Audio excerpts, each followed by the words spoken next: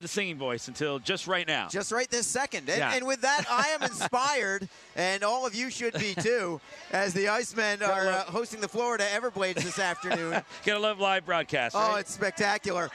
Jacksonville coming in off a enormous 4-0 victory yesterday in a crucial game against the Orlando Solar Bears. Reader, I think that might have been the most complete game of the entire season for the Icemen. I think you're right, Arlie. Definitely right up there, if not the most complete game. I mean, bouncing back after a tough loss on Friday to the Everblades.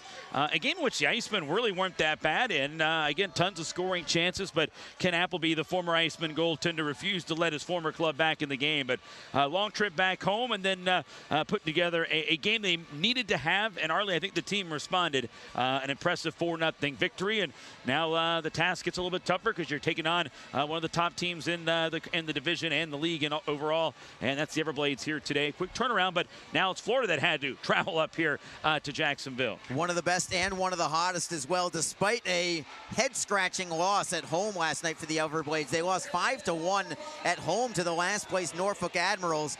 But before that, they had been 15-1-1 in their previous 17 games. So, you know, I mean, just throw last night out the window. That is not the team that you would expect to see out of Florida today. They're going to come in angry based on how they played yesterday. Yeah, they're going to look for a bounce back here, and they're going to come out. I'm certain Brad Ralph and the coaching staff has challenged them today to get back after it, and they put it behind them. I'm certain of that. And the Icemen are going to have to bring it just like they did last night. They do, they'll be okay. Jacksonville with the opening faceoff. Wrist shot on goal immediately, and a save made by the glove with Ken Appleby between the pipes this afternoon for Florida. The former Icemen goaltender last year with Jacksonville. Actually backstopped the Icemen in a couple of playoff games, last year against Florida. He's 8th overall in the league in the ECHL with a 2.45 goals against average. His overall record, 24-8-3-2 for the Everblades. Jacksonville wins another faceoff. It's Mingo into the corner for Lang. Lang tries to bank it off the back pad of Appleby. Nearly got it to go on the bank shot. It just carrying behind the net, and not by much. Florida pulls it away. They'll backhand up the right wing side, and they'll find Hugo Waugh, who will play it into the zone behind the net of Adam Carlson, who earned his first shutout of the season last night, saving all 30 shots that came his way. John Albert will forehand it in between the circles for the Everblades. They take control. Lee pass up the boards for Craggs. He did not get a piece of it. Icing will ensue because of it, and we'll bring it back into the Florida defensive end, still in the opening minute of play. Oh, the Icemen getting the first and only shot at this point here in the early moments of this game, but a good opportunity. Shot came in, testing Ken Appleby.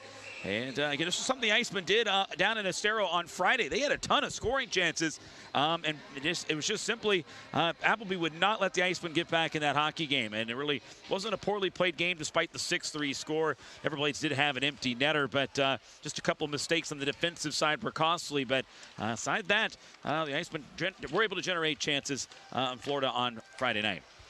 The Icemen win the faceoff. They've got the play along the perimeter. Nice shit. Oh, I don't know about that. Yeah. They called it offside.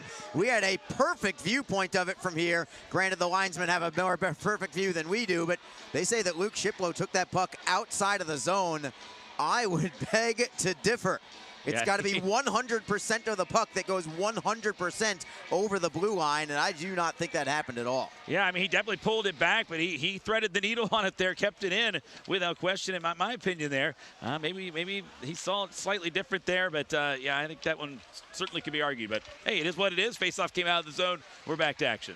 Icemen come right back with a shot towards net that is deflected out of play off the stick of Garland. So some good zone time here from Jacksonville, if nothing else. The entire minute and change has essentially been played inside the Florida blue line thus far. Jacksonville trying to build off the momentum. We talked about it being a near flawless performance yesterday, so the consistency was there for a full 60 minutes yesterday. Now you need consistency from game to game. That's where it gets even tougher. As Jacksonville wins another faceoff, Shiplow will play it into the corner. Everblades take it off the boards. It goes by Dalton Thrower and out just to the right of Carlson. Icing again on the Everblades, who are pretty slow to get started in this game, and I think they're actually okay with taking these icing calls right now. Yeah, I think they are, and you know, again, this was a Florida club that had to quick turnaround for them. I mean, it's a 6-hour drive by bus usually, and obviously that they got a quick turnaround with an earlier start time too at 3 p.m. today. So they're going to have to weather that storm, get through it early here, and I think it's why it's going to be important for Jacksonville to try to jump on the Everblades early.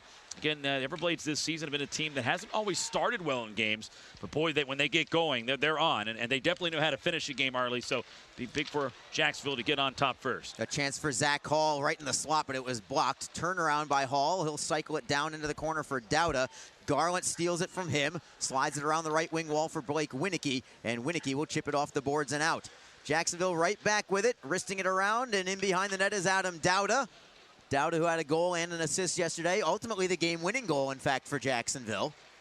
He's been a great performer for the Icemen. Adam Dauda, a +9 rating on the season to go with it, as Florida gets a shot towards net, but a save is made by Jacksonville. Not cleared yet, wrist shot, and now another save by Adam Carlson with the glove on a 60-foot wrister from Ben Masella. And that's how quickly it can happen for South Carolina. Or South Carolina, I was thinking South Carolina does similar things. For the Florida Everblades, you've got them on their heels for several minutes, and 10 seconds later, they come back, transition game, goal. So well done by Carlson to keep this game scoreless. Oh, that's the Everblades game. I mean, they can strike lightning fast, and they can score goals in a cluster. So, and that's really how they've had a lot of success against Jacksonville here in the last couple seasons. So that's something the Icemen are going to have to tighten up. I mean, Jacksonville is going to have to put together a big 60 minutes, just as they did last night, Arlie. You cannot take a couple minutes off on this Florida club. They will capitalize. Chase Lang is on the line right now with Mike Hedden and John Albert as Smith takes it in. Centering pass picked off by Lang. Good defensive positioning there by the forward. At the blue line, Zach Magwood holds it in for Coper behind the net. Kyle Shapiro defends. To the blue line, it's Masella. Wrister in a screen, and making the save is Carlson. Rebound for Shapiro up the wall. Hedden knocks it free for Albert, and Albert will just flip it out over the red line. Coming back in is Adam Smith for Florida. Stick handling around Leidsman. Shot towards goal, goes off the short side post. Justin Auger tracks it down, skating to the right wing circle. He'll turn to his forehand, got a centering pass away, swept away by Jacksonville, and Rabbit starts the rush. What a move by Rabbit. He's over the blue line, flips it to the left, trying to set up Warren. It rolls to Appleby, who will cover it up just before Warren could get a stick on it. But that deke from Wasey Rabbit, so subtle but so brilliant just the same to set up a partial 2-on-1. A little silky move there by Rabbit there. Very nonchalant but very effective. Allowed him to get that space and then made a nice little pass to get it to Warren. Warren was kind of tied up a little bit with the defenseman. Had about a half step on him. Just couldn't get much on that shot. He directed it towards Appleby. Just didn't get what he wanted to on the shot. Everblades win this face-off. They'll tap it out to center ice. Neville will glove it down to his stick and start the race forward. Gaining the blue line before a backhander in behind Carlson's net. Cedarholm slaps it around the wall. Finds Bobby Lynch. Lynch just over the blue line. Jacksonville tries to get to a loose puck. They can't get there. Florida taps it into the zone. Cedarholm goes D to Mingo for the Icemen. Driving it up the left wing side. Warren has it go off of his equipment somewhere. Came right back down to him. Tries to clear in, but Florida stands him up, and it will be the Everblades knocking it into the zone. Cedarholm loses it to Justin Auger. Wasey Rabbit is there to help him out, however. Rabbit plays it behind his net for Mingo. Long stretch pass for Warren, intercepted and played to the blue line. Jacksonville takes it from there. All by himself is Bobby Lynch. He'll wrist it high off glass. Appleby unable to block it behind the net. Cody Soul takes a bump from Ian McKinnon as the Everblades take the puck. It's Fortunato for Hunter Brinker. Hunter Brinker is bottled up in the neutral zone. Dauda knocks it free for Thrower. Thrower trying to find Martin. Instead it is Hunter Garland with a knock in.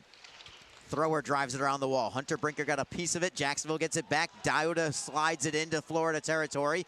No icing here as the big, rangy 6'6" defenseman, Cody Soul, takes a big hit from Ian McKinnon. Watch for those two at some point if this game gets physical at all, as the Everblades play it up the left wing side. Thrower breaks up a play at the blue line but can't get it out. Garland looking for Winicky. Couldn't find the handle right in front of Carlson. Winicky gets it back. He'll leave the puck, and a shot from a sharp angle from Fortunato. Denied by Carlson. Rebound for Dauda. Dauda up the right wing for Martin. Martin will stick handle the center ice. He'll avoid a hit and go D to D for Thrower. Thrower ahead for Dowda. Simple deflection into the zone and a line change for the Icemen.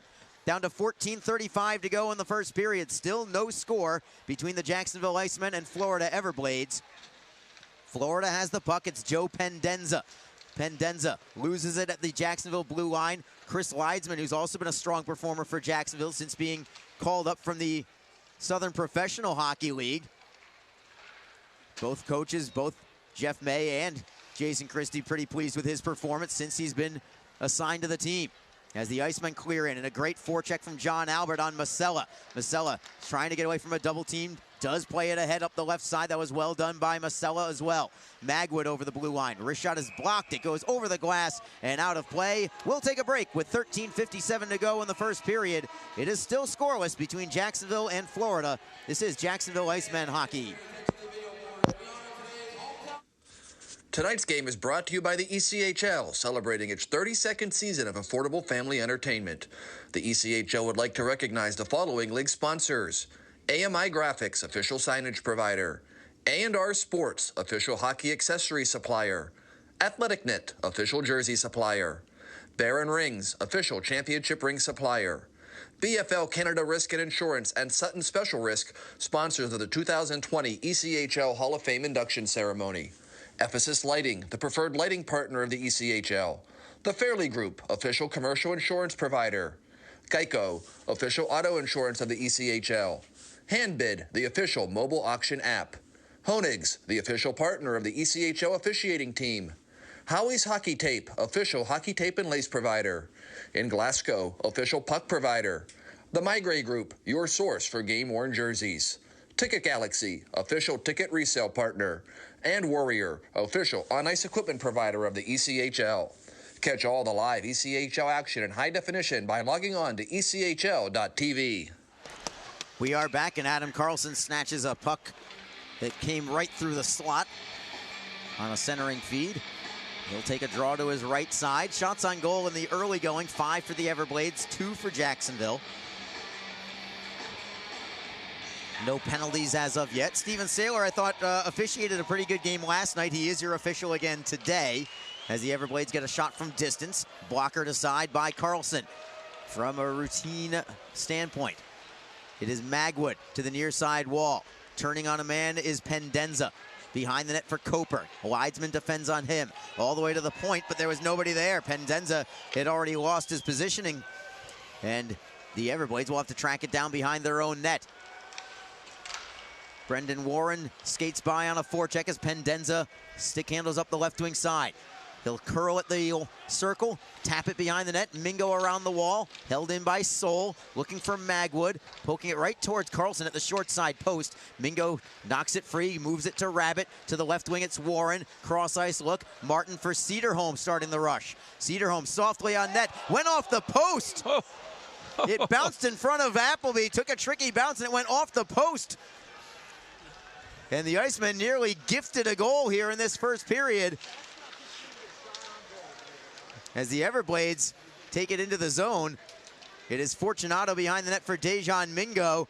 Jacob Cedarholm's going to be our first intermission guest, and we were joking with him along with John Albert and Mike Hedden before the game about when's your first one going to be. Yeah. And it nearly happened right there. His last goal, in fact, was against Florida in the playoffs last year, on a bomb of a shot, if I recall, as Carlson stands it up right against the short side post for the Icemen. He'll freeze it for the faceoff. Yeah, it was just kind of a sneaky shot. He got it through, but it looked like it took a skip off the ice and then banked sharply up, and that stunned Appleby and then hit right off the post. But if that didn't hit off the post, it was probably going to clip right into that corner of the net there. That was just one of those bounces that the Icemen would gladly have taken in that situation. And boy, that would have been a good first one there for Cedarholm. Oh, it beat Appleby cleanly.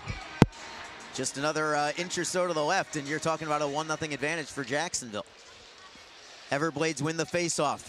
Listening to you on Friday Night Reader, I know Florida was pretty dominant in the faceoff category on Friday. We'll see if the Icemen can kind of neutralize things a little bit today. Yeah, the Icemen were much better last night against Orlando, but it was the Florida match that made it tough. Here's Albert with a drive from 45 feet away. Appleby with a save, taking it into his midsection.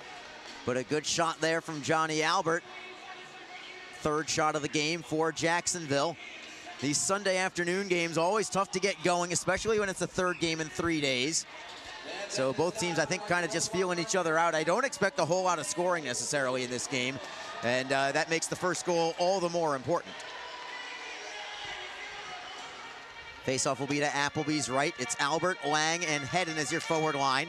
Albert wins the faceoff. Leidsman with a knuckleball shot that is blocked in front. Here come the Everblades, possible 2-on-1. Shapiro defends, but the pass for Hunter Brinker was a poor one from Smith, and Jacksonville gets away with it as Shapiro will loft it into the Florida zone. Albert gives chase. Garland ran a little bit of interference, but not quite enough to warrant a penalty call, and Smith will carry it through center ice and backhand it in on net of Carlson. Carlson for Leidsman, off the end boards for Shapiro. Shapiro hesitated before feeding to McKinnon, who outlets it nicely to Dowda. Dowda over the blue line, trying to split a defense. Couldn't get by the pair of Masella and Fortunato. It's Fortunato ahead for Garland. Garland offside on the play as Shapiro lost his stick in the process. But I think him getting his stick in that way in the lane maybe actually might have created that play into becoming an offside call. Yeah, I think it did, and it's good that it wasn't offside, because then if it had not been, he would have been out the stick, and that's the worst case scenario when your defenseman doesn't have one to try to clear those pucks there in front of the net. And that's why oftentimes you'll see the forward hand to stick to the defenseman, because the defenseman's got to be the one to lift up sticks and obviously clear any trash there in front of the net. Big save by Carlson. I'm not sure how that pass got through to Zach Magwood, but it did, and the Icemen strike back with a 4-man attack. 4-on-3, they'll just wrist it in cross corner. Zach Hall fights to be first on the puck, and he wins that battle. Well done. To the circle, it's Dowda. Got a forehand towards net. It is blocked, never reached the net. Florida moves it to the far circle, where Jacksonville pulls it away again. It's Dowda trying to touch it for Hall, or McKinnon rather. Turnaround shot is blocked. Dowda can't get the shot away either. Good team defense by the Everblades as they rip it around the boards and deflect it out off the stick of Coper. The Icemen looked like they were ready to pull the trigger on a couple of different occasions there, but Florida was always right in the shooting lane, and the Icemen just couldn't get a shot away. It's Shapiro for Jacksonville. From the blue line, that slap shot is blocked, and Downing really felt that one. He is favoring his left leg and laboring towards the bench for the Everblades. Never dropped to his knees or anything like that, but he is struggling getting to the bench as the Icemen have it in their own end. Yeah, it was a hard rocket slapper there by Shapiro at point-blank range right on the skate. Lynch for Warren, cuts to the backhand, couldn't get the shot away, and he went hard into the boards. Thank goodness he's okay as the Everblades take the puck into the corner. The Icemen get it right back. It's Wasey Rabbit on his forehand, looking for Lynch at the half wall. Lynch into the corner for Warren. It went over his stick, and the Everblades will take possession.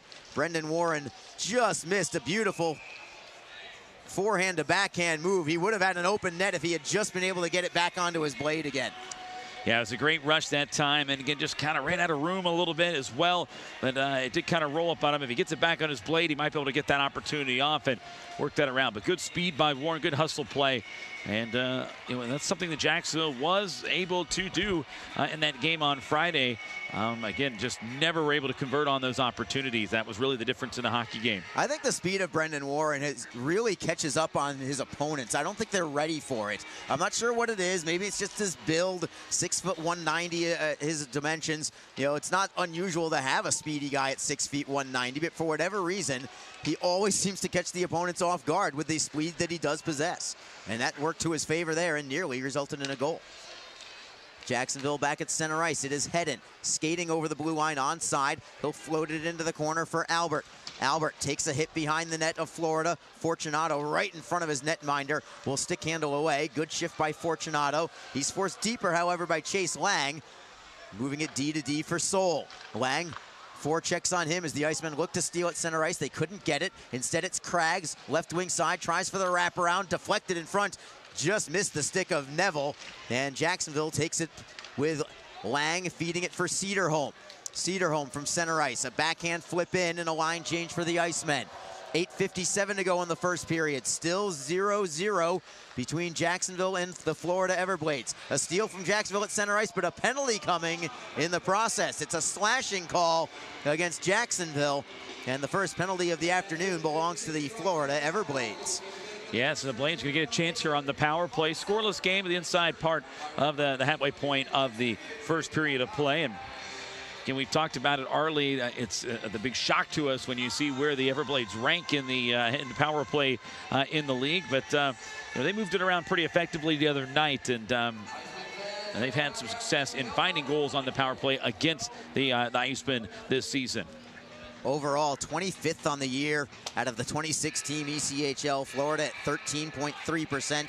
Their penalty killing isn't good either, by the way. They're one of the best teams in the league, but neither of their specialty teams are good. They're 21st on the PK. We'll get to those numbers later. As for Jacksonville, as good as it's been all year from a specialty team standpoint, both the power play and penalty kill now in the top 12 in the ECHL.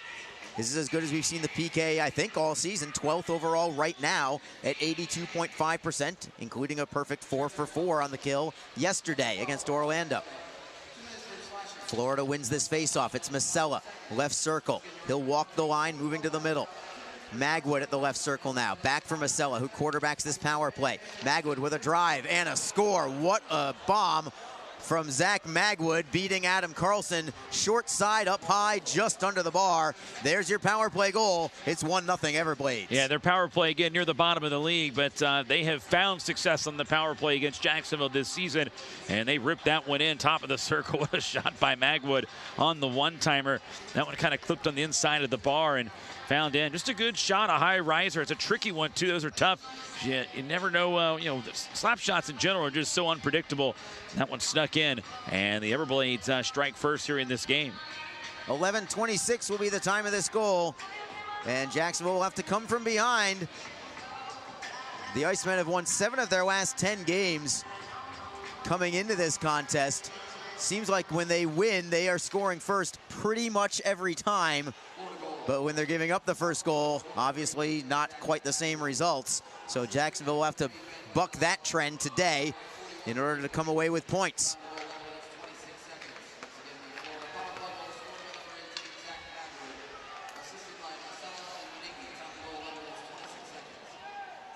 Masella will get 1 assist on that play. Power play goal for the Everblades. It did not take long at all. Florida has possession. It's Ben Masella. Cross ice for Pendenza. Pendenza at the left circle. Tries to center. It is blocked by Shapiro. Pendenza to the blue line. Shot goes over the crossbar from Fortunato. Cody Soul pinches in from the blue line to play it behind the net. Centering pass went off the back of the net. Dowda may have gotten a piece of it, but all alone is Magwood, and a glove save by Carlson. That was a big one to keep it at 1-0. Yeah, they needed it because, again, this is one of those situations. It's so early, Harley, but again, against a team like Florida, I think the Icemen got to get the next goal. I mean, they've got to get that. You start to get in that lull. We've seen it so many times when they surrender the first goal. They're just a different team when they don't score first. And we can throw out the records out. We're not going to bring those up, but it's just more or less this team gets more energized when they score first. They're just a better team at the lead than they are coming from behind. And I really think they need to get the next one here just to give them that momentum and make them realize, okay, yeah, we're going to be just fine here. And 5-on-5 so far, obviously they have been. Just obviously some power play goal, the difference. So important for the Icemen to not get too discouraged from trailing in this situation as the Everblades come back. Shot goes off the side of the net this time from Hugo Waugh. Comes free for the Icemen. Stick handling up the right wing is Brendan Warren. Flips it to the left for Lynch. Offside. I thought he was onside too. It wouldn't have mattered. Lynch wasn't able to get possession, but just the same, I thought that was an onside play as Fortunato carries up the left wing. Onside, so pass into the slot. It is deflected into the corner. That was a dangerous situation there on the Florida deflected shot. Hugo Waugh has control for the Everblades. Looks for a man to center. Cedarholm stands him up against the wall. That's well done by Jacob Cedarholm. Puck comes free. It belongs to the Icemen. Lynch up ahead for Hedden. Deflecting in. Appleby will skate out of his net and play it up the corner for Downing. Stepping in to try and steal it is Albert. Goes by him. And Craggs with a great outlet pass to Blake Winicky into the zone. Trying to beat a man wide. He'll carry it behind the Jacksonville net. Gave it up briefly to Thrower, but Winicky gets it right back, only to lose it again. And Chase Lang will turn to his forehand and shift towards his left and get the puck out of further harm's way. Lang back into his own zone for Thrower, driving it up the right side for Hedden. Icing will be called. Hedden did not get a piece of it. He's protesting. He goes straight to the linesman with his hands up in the air saying, I got it. I definitely got it. The linesmen say, no, I don't think you didn't. Yeah. He's going to lose that battle there. And He's still protesting right now about it, but it's going to be a face-off here in the offensive zone for the Everblades. And Hedden will remain out there because of the icing whistle. Jacksonville trails 1-0. They're getting outshot 10-4. Not quite the same jump today that they had last night. And credit Florida for coming off a loss last night at home and having to travel. You knew that the Everblades were going to come out angry, and they are playing like they're angry right now. But it's the Icemen. Now they need to have a little bit of bite to their game as they take it into the Florida end. To the right point, it's Shapiro. Wrister in a screen, deflected just wide off the stick of Adam Dowda. Everblades try to clear. Dowda got a piece of that. Moves it for Shapiro. In behind the net, it is Hall with a centering pass. Shapiro, can he get a shot away? No, it was a turnaround shot that was deflected into the corner. Dowda knocking it free for the Icemen.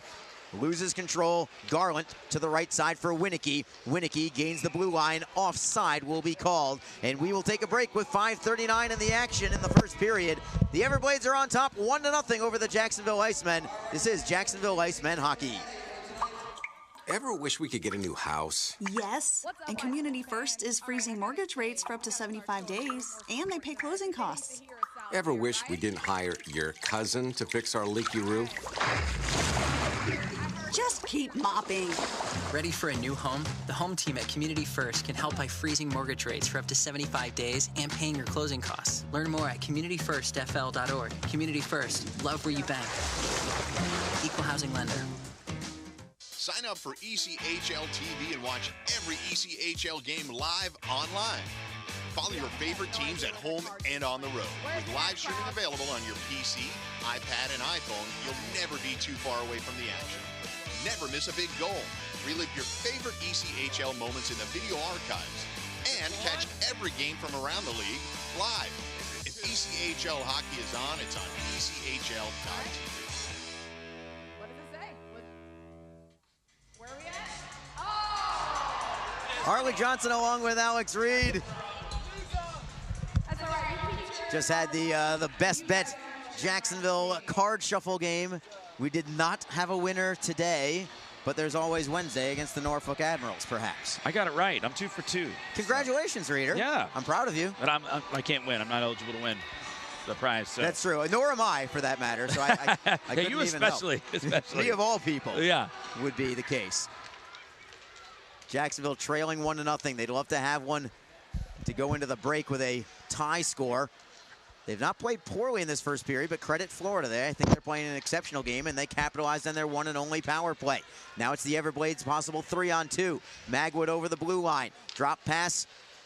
Shot is deflected away. I think Florida kind of ran out of their own momentum in that situation. Patrick McCarron stepped in, and he just almost stopped dead in his tracks and kind of skated almost right into a Jacksonville defender. Yeah, before the shot was deflected out of play. It's almost like they got lost. They were so far ahead on the play that they kind of got lost in the play. And all kind of bunched up, and there's just too much, not a lot of space there on that right wing side. So that play just kind of got busted there and decided to give it a go with a tough angled shot, but it deflected out. Everblades win another draw. It's Patrick McCarron playing it behind the Jacksonville net. Shapiro has to take it over for the Icemen. Leidsman flips it up on the backhand for Bobby Lynch, moving it cross ice. Beautifully handled by Shapiro into the zone. Drop pass for Rabbit. Rabbit. Great spin move around the man. Drop pass, sharp angle shot, saved by Appleby. No rebound as Warren got it away right from the left faceoff dot. Trying to catch Appleby off his line, but Appleby was there and up to the task. But a good-looking effort there from the Icemen. But you have to work so hard just to even get a shot on goal against Florida. Those are the kind of things that it takes. It does, and they're going to have to get more shots and more production in on Ken Appleby because you know, he's we know, we're all Iceman fans, and we know that what he can do on a nightly basis or a gamely basis. So he's very sound, and he usually makes a great first save. But Jacksonville only has 5 shots on net right now, and they got to test him a little bit more. The Iceman with a steal. Lang all alone, and he rifled it over the crossbar on a great setup from John Albert. The Iceman cannot capitalize on that one. Now it's the Everblades the other direction. Centering pass all alone, and Neville puts it over the crossbar as well. Each team gets a great chance, and both of them fire it over the bar. Jacksonville tries to clear. Bouncing puck. Auger holds it in. Save is made by Carlson. He will cover it up and get a very late whistle for the faceoff. I think Carlson was mad, actually, at Steven Saylor and skated immediately away from his crease once the whistle finally did come. Yeah, I thought it was a late whistle to begin with there. I mean, I know the rule is that the official loses sight of it. You can't tell me he saw it in that mess, but did come a little late there. And Carlson a little frustrated as well. And Icemen have had some frustrating moments here with the crew here today. Carlson, you just saw him in the Jumbotron here, shaking his head. Yeah, it's not like it's a missed penalty call or anything like that. We haven't had anything like that. But, yeah, like you said, there's little aggravating needles as the Everblades get a shot towards goal that was blocked by Mingo. Mingo continues to block shots against Florida and feel the after effects. Yeah, he blocked one off the face. Yeah, blocked one off the face the other day on a slap shot. And we can chuckle about it because he's okay, but man, I don't know how these guys do it sometimes. No, neither do I. Gotta love the game as Chase Lang tries to get it into the Florida end. Couldn't get around Adam Smith. And Florida takes possession. It is Justin Auger lumbering through the neutral zone before flipping it in behind the net.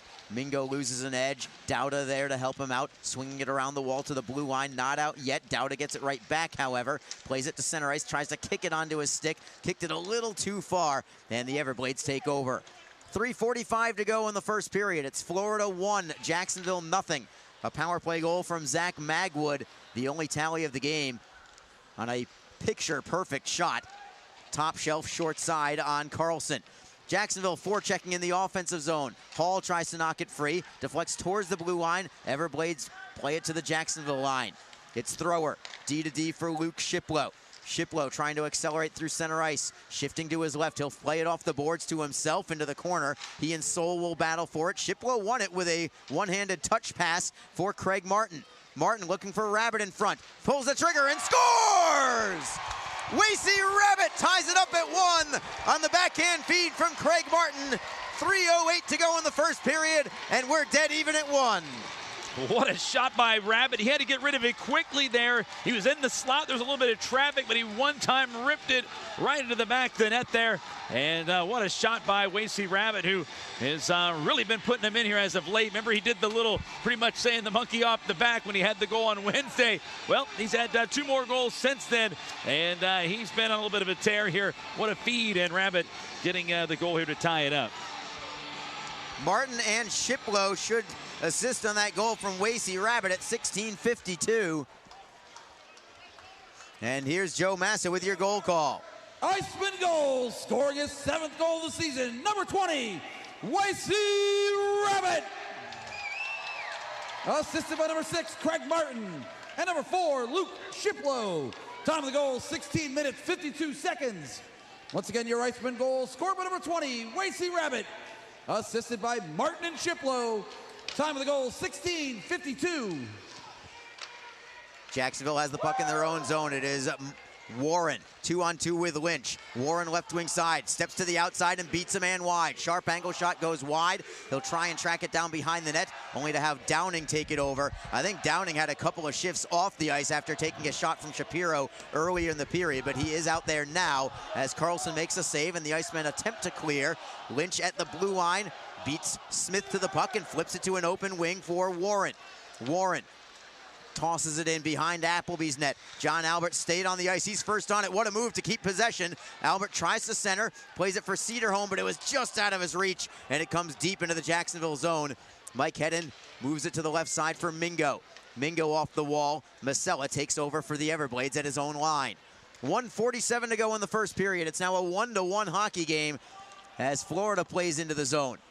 Mingo tapping it around the far boards. Neville will beat everybody to the puck and hold it in for the moment. Tried to play it into the corner, but Dauda got a leg on it and kicked it into Florida territory.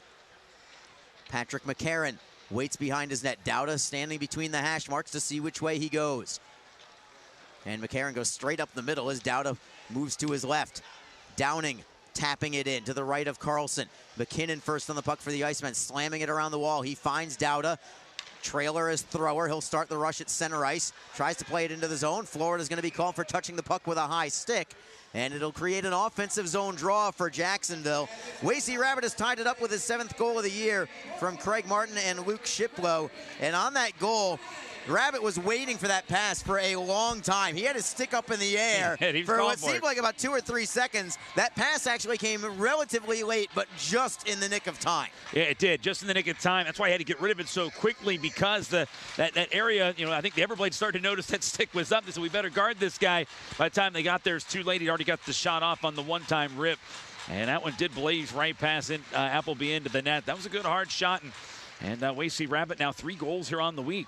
Jacksonville gets a backhander away off the draw. That's a nice move by Ian McKinnon to get that backhander away, but Appleby making the save and another draw. That's what the Icemen got to do. You win the draw there. You got to create chances and opportunities with it. That was a good decision there by McKinnon. Keep putting the puck on net. You got to challenge Appleby here. You've got to get some more opportunities on him. And the Icemen slowly but surely are here. And they were rewarded with a goal on one of them. McKinnon had an assist on yesterday's goal from Adam Dowda. In fact, this line of Dowda, Martin, and McKinnon, they had a piece of that first goal. It was Dowda's goal from Martin and McKinnon. And that ultimately was the game winner yesterday. Florida clears into the Jacksonville end. Final minute of play in the first period. It's a 1-1 hockey game. Jacksonville clears into the zone. No icing here because of a deflection. Soul gives it up behind the net. Centering feed for Jacksonville. Goes off the side of the net. And it was Martin that was open in front, but McKeon couldn't get the pass to him. A huge hit from McKinnon on Masella, nearly took his bucket right off of the top of his head. And now the Icemen get the puck. They're onside with Martin, cross ice for Dowda. Dowda had to wait for it, and he couldn't get it off of his skate. And now it's the Everblades taking over. Oh, that had so much promise in the final 30 seconds of the period. Yeah, it definitely did. They had the numbers, just not the execution on it. Now it's Warren skating up the right side, playing it out of the zone, but no further than that. 10 seconds to go in the period. Everblades tap it into the right of Carlson. Mingo's got a little bit of time with 5 seconds to go. Mingo, long pass ahead for Warren. Maybe a chance from center ice. He'll bomb it away, and Appleby blocks it aside. The shot will count, but the goal obviously will not. But the Icemen, no problem. After a shaky start and a power play goal allowed by the Everblades, the Icemen get a vital late first period goal from Wasey Rabbit to even the score at 1-1. And I think that's something for the Icemen to build upon going into the locker room. It is, and he needed it because, the longer that Florida has a lead, you start to get that self-doubt because, they're so good at shutting teams down once they have the lead. And the Icemen now has made it just a new hockey game. It's a 1-1 game, and anybody's game at this point, so nothing really decided in that first period. But for Jacksonville, you can build upon that. And again, they're going to need that goal. I mean, both teams are playing 3 games in 3 days. I know it's 4 and 5 for Jacksonville as well. And it's not going to get any easier. The legs and the body's going to start to get a little fatigued on both sides. So whoever can jump off, get there early. But 5-on-5, the Icemen have been just fine. The lone goal coming on the power play. Yeah, Wasey Rabbit has been a little bit torrid as of late, as have a lot of the Icemen players. And he has the Icemen even after 1 with the Everblades. Shots on goal in the first, the Everblades with 12, the Icemen with 8. We will take a break and return in a few minutes. When we come back, we will be joined by Icemen defenseman Jacob Cederholm, who talks about last night's shutout performance by Adam Carlson and the rest of the guys. That's a team effort when you get a shutout win like you do yesterday. We'll talk about that and this upcoming game here with Florida. It's 1-1 after 1. This is Jacksonville Icemen hockey on Mixlr and ECHL.TV. Tonight's game is brought to you by the ECHL, celebrating its 32nd season of affordable family entertainment. The ECHL would like to recognize the following league sponsors: AMI Graphics, official signage provider; A&R Sports, official hockey accessory supplier; AthleticNet, official jersey supplier; Baron Rings, official championship ring supplier; BFL Canada Risk and Insurance and Sutton Special Risk, sponsors of the 2020 ECHL Hall of Fame induction ceremony; Ephesus Lighting, the preferred lighting partner of the ECHL; The Fairley Group, official commercial insurance provider; Geico, official auto insurance of the ECHL; Handbid, the official mobile auction app; Honig's, the official partner of the ECHL officiating team; Howie's Hockey Tape, official hockey tape and lace provider; In Glasgow, official puck provider; The Migray Group, your source for game-worn jerseys; Ticket Galaxy, official ticket resale partner; and Warrior, official on-ice equipment provider of the ECHL. Catch all the live ECHL action in high definition by logging on to ECHL.TV. Full and half-season Icemen Elite memberships are currently on sale. Elite memberships offer discounted ticket pricing and guarantees you the same seats to enjoy all of the action. As an Elite member, you will be invited to attend exclusive events throughout the season, receive merchandise and parking discounts, and even meet the team. Monthly payment plans are also available. Packages start as low as $260. For more information, contact the Icemen office at 904-602-PUCK or log on to JacksIcemen.com. Icemen Hockey, feel the freeze. Ever wish we could get a new house? Yes, and Community First is freezing mortgage rates for up to 75 days, and they pay closing costs. Ever wish we didn't hire your cousin to fix our leaky roof? Just keep mopping. Ready for a new home? The home team at Community First can help by freezing mortgage rates for up to 75 days and paying your closing costs. Learn more at communityfirstfl.org. Community First, love where you bank. Equal housing lender. Sign up for ECHL TV and watch every ECHL game live online. Follow your favorite teams at home and on the road. With live streaming available on your PC, iPad, and iPhone, you'll never be too far away from the action. Never miss a big goal. Relive your favorite ECHL moments in the video archives. And catch every game from around the league live. If ECHL hockey is on, it's on ECHL.tv. The Jacksonville Icemen offer discounted tickets for groups of 10 or more. Whether it's a company outing, a group from your school or church, or just a gathering of friends, the Icemen can help you set up a night of fun at a discounted cost. Other benefits include an intermission ride on the popular Fan Zam, a post-game group photo, or take a shot on net after the game. Ticket fundraisers are also available. For more information, contact the Icemen office at 904-602-PUCK. That's 904-602-7825, or visit us online at JacksIcemen.com. Icemen Hockey, feel the freeze.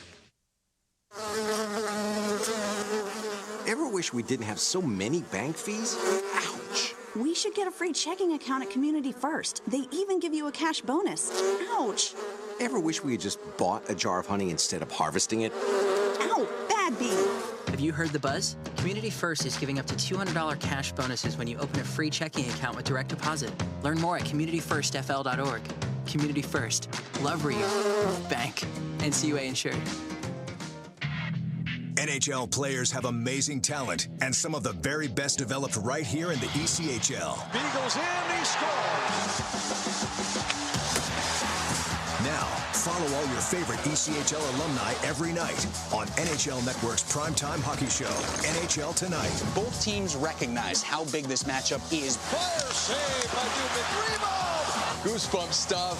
NHL Tonight, every night 6 Eastern on NHL Network. If you feel that passion is just the start, if you think practice is never over, if you believe speed limits are just for highways, and Saturday mornings aren't made for cartoons, if you try, fail, learn, laugh, repeat, compete, respect, and unite, then you belong on our team. Join now at team.ccmhockey.com. The Jacksonville Icemen are always looking to give back to the communities of North Florida. The team offers a ticket fundraising program that many local nonprofits and schools and charitable organizations can take advantage of. The program is simple. Your organization sells tickets to an Icemen home game, and a portion of each ticket purchase will go directly to your cause. This is a fun and easy way to raise money and gain exposure for your organization or school. For more information, contact the Icemen office at 904-602-PUCK. That's 904-602-7825, or log on to JacksIcemen.com. Fans, don't forget that you, your friends, or coworkers can enjoy the exciting action of Icemen hockey comfortably above the ice in a spacious luxury suite or at ice level with our new ice boxes. Available for all Icemen home games. Both options offer food and drink and make for a great way to entertain your company's employees and top clients. For more information and to check game date availability, contact the Icemen office at 904-602-PUCK or log on to JacksIcemen.com. Icemen Hockey, feel the freeze. We're between periods between the Jacksonville Icemen and Florida Everblades. Arlie Johnson joined by Jacob Cederholm. Seeds, I don't know if you could ask for a better performance top to bottom than what you had yesterday. A 4-0 win over Orlando.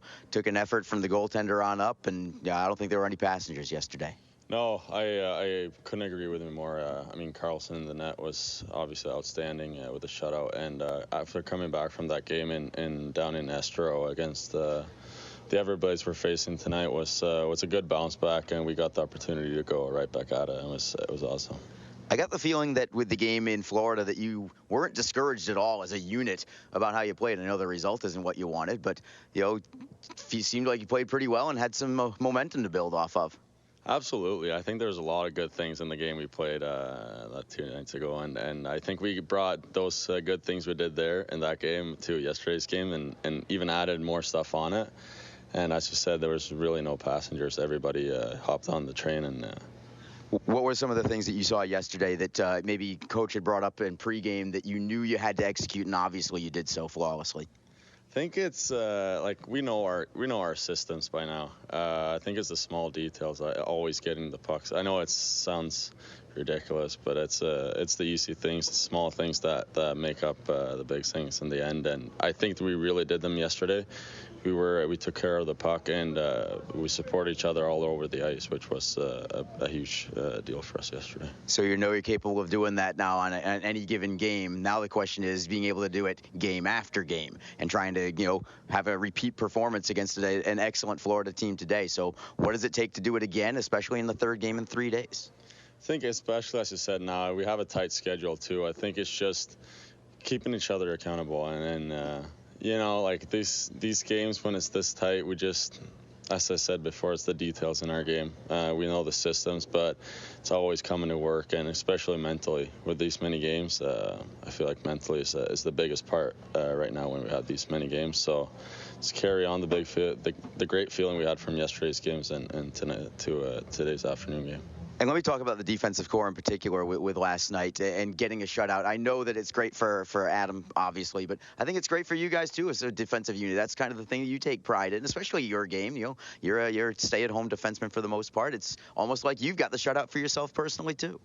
Absolutely. It's great when you can help out. I know it boosts a lot in Carl's in his head, too, and in his coming into this game today. So whenever we get a shutout or let in as few goals as possible, it's awesome. And it's a team effort, it is. And I feel like we're having a really good decor right now. We're creating good chemistry, and we know how we want to play. And that's what we did last night, too.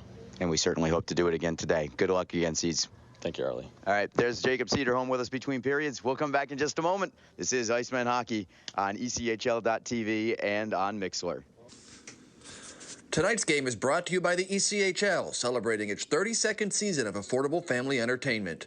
The ECHL would like to recognize the following league sponsors: AMI Graphics, official signage provider; A&R Sports, official hockey accessory supplier; AthleticNet, official jersey supplier; Baron Rings, official championship ring supplier; BFL Canada Risk and Insurance and Sutton Special Risk, sponsors of the 2020 ECHL Hall of Fame induction ceremony; Ephesus Lighting, the preferred lighting partner of the ECHL; The Fairley Group, official commercial insurance provider; Geico, official auto insurance of the ECHL; Handbid, the official mobile auction app; Honig's, the official partner of the ECHL officiating team; Howie's Hockey Tape, official hockey tape and lace provider; in Glasgow, official puck provider; The Migray Group, your source for game-worn jerseys; Ticket Galaxy, official ticket resale partner; and Warrior, official on-ice equipment provider of the ECHL.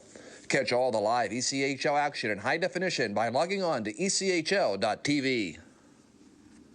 Full and half-season Icemen Elite memberships are currently on sale. Elite memberships offer discounted ticket pricing and guarantees you the same seats to enjoy all of the action. As an Elite member, you will be invited to attend exclusive events throughout the season, receive merchandise and parking discounts, and even meet the team. Monthly payment plans are also available. Packages start as low as $260. For more information, contact the Icemen office at 904-602-PUCK or log on to jacksicemen.com. Icemen Hockey, feel the freeze. Ever wish we could get a new house? Yes, and Community First is freezing mortgage rates for up to 75 days, and they pay closing costs. Ever wish we didn't hire your cousin to fix our leaky roof? Just keep mopping. Ready for a new home? The home team at Community First can help by freezing mortgage rates for up to 75 days and paying your closing costs. Learn more at communityfirstfl.org. Community First, love where you bank. Equal housing lender. Sign up for ECHL TV and watch every ECHL game live online. Follow your favorite teams at home and on the road. With live streaming available on your PC, iPad, and iPhone, you'll never be too far away from the action. Never miss a big goal. Relive your favorite ECHL moments in the video archives. And catch every game from around the league live. If ECHL hockey is on, it's on ECHL.tv. The Jacksonville Icemen offer discounted tickets for groups of 10 or more. Whether it's a company outing, a group from your school or church, or just a gathering of friends, the Icemen can help you set up a night of fun at a discounted cost. Other benefits include an intermission ride on the popular Fan Zam, a post-game group photo, or take a shot on net after the game. Ticket fundraisers are also available. For more information, contact the Icemen office at 904-602-PUCK. That's 904-602-7825, or visit us online at jacksiceman.com. Icemen Hockey, feel the freeze. Ever wish we didn't have so many bank fees? Ouch! We should get a free checking account at Community First. They even give you a cash bonus. Ouch! Ever wish we had just bought a jar of honey instead of harvesting it? Ow! Bad bee! Have you heard the buzz? Community First is giving up to $200 cash bonuses when you open a free checking account with direct deposit. Learn more at communityfirstfl.org. Community First. Love where you bank. NCUA insured. NHL players have amazing talent, and some of the very best developed right here in the ECHL. Beagles in, he scores!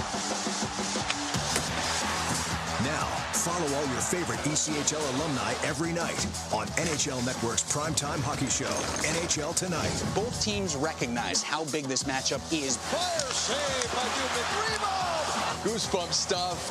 NHL Tonight, every night 6 Eastern on NHL Network. If you feel that passion is just the start, if you think practice is never over, if you believe speed limits are just for highways, and Saturday mornings aren't made for cartoons, if you try, fail, learn, laugh, repeat, compete, respect, and unite, then you belong on our team. Join now at team.ccmhockey.com. The Jacksonville Icemen are always looking to give back to the communities of North Florida. The team offers a ticket fundraising program that many local nonprofits and schools and charitable organizations can take advantage of. The program is simple. Your organization sells tickets to an Icemen home game, and a portion of each ticket purchase will go directly to your cause. This is a fun and easy way to raise money and gain exposure for your organization or school. For more information, contact the Icemen office at 904-602-PUCK. That's 904-602-7825, or log on to jacksiceman.com. Fans, don't forget that you, your friends, or coworkers can enjoy the exciting action of Icemen hockey comfortably above the ice in a spacious luxury suite or at ice level with our new ice boxes. Available for all Icemen home games. Both options offer food and drink and make for a great way to entertain your company's employees and top clients. For more information and to check game date availability, contact the Icemen office at 904-602-PUCK or log on to jacksiceman.com. Icemen hockey, feel the freeze. And we are back at the Veterans Memorial Arena. Arlie Johnson along with Alex Reed. Through one period of play, the Jacksonville Icemen and Florida Everblades are tied at 1. Slow start for the Icemen in that first period, but a nice strong finish and I think a little momentum coming into the second period, Reeder. I would agree. The goal by Wasey Rabbit, and you need your veteran guys to step up and make a play when you need it the most, and Wasey Rabbit did that. They're netting his 7th of the season. Nice play by Martin and Shiplow, winning their battles along the end wall. They got the puck to Rabbit, who was open for a little while. He had to get rid of it quickly, but boy, he one time ripped that one into the back of the net and gives this guy a boost. And again, the one goal that Florida scored come on the power play, so they taken advantage of the special team side of things. But really, 5-on-5, I've been pleased with the way the Icemen have fared so far. And we'll see what the second period has in store. Yeah, I think both goals actually for each team was just an absolute snipe from each player. Yeah, it was a great shot by Magwood. It really was. And so, we'll call it even and move on to the second period. But I think the Icemen, like I said, did get a little momentum from the late goal and an opportunity to build on that in the locker room. To the ECHL scoreboard we go. There's a total of 9 games around the league today. That's a heavy slate for a Sunday, but of course now that the regular season of football is over and now that the Super Bowl is come and gone, a lot more games on Sundays around hockey, and today is no exception. In fact, every team in the South Division is in action right this minute, so a lot to keep track of for Icemen competitors in the South. No game more important than the Atlanta Gladiators hosting the Greenville Swamp Rabbits today.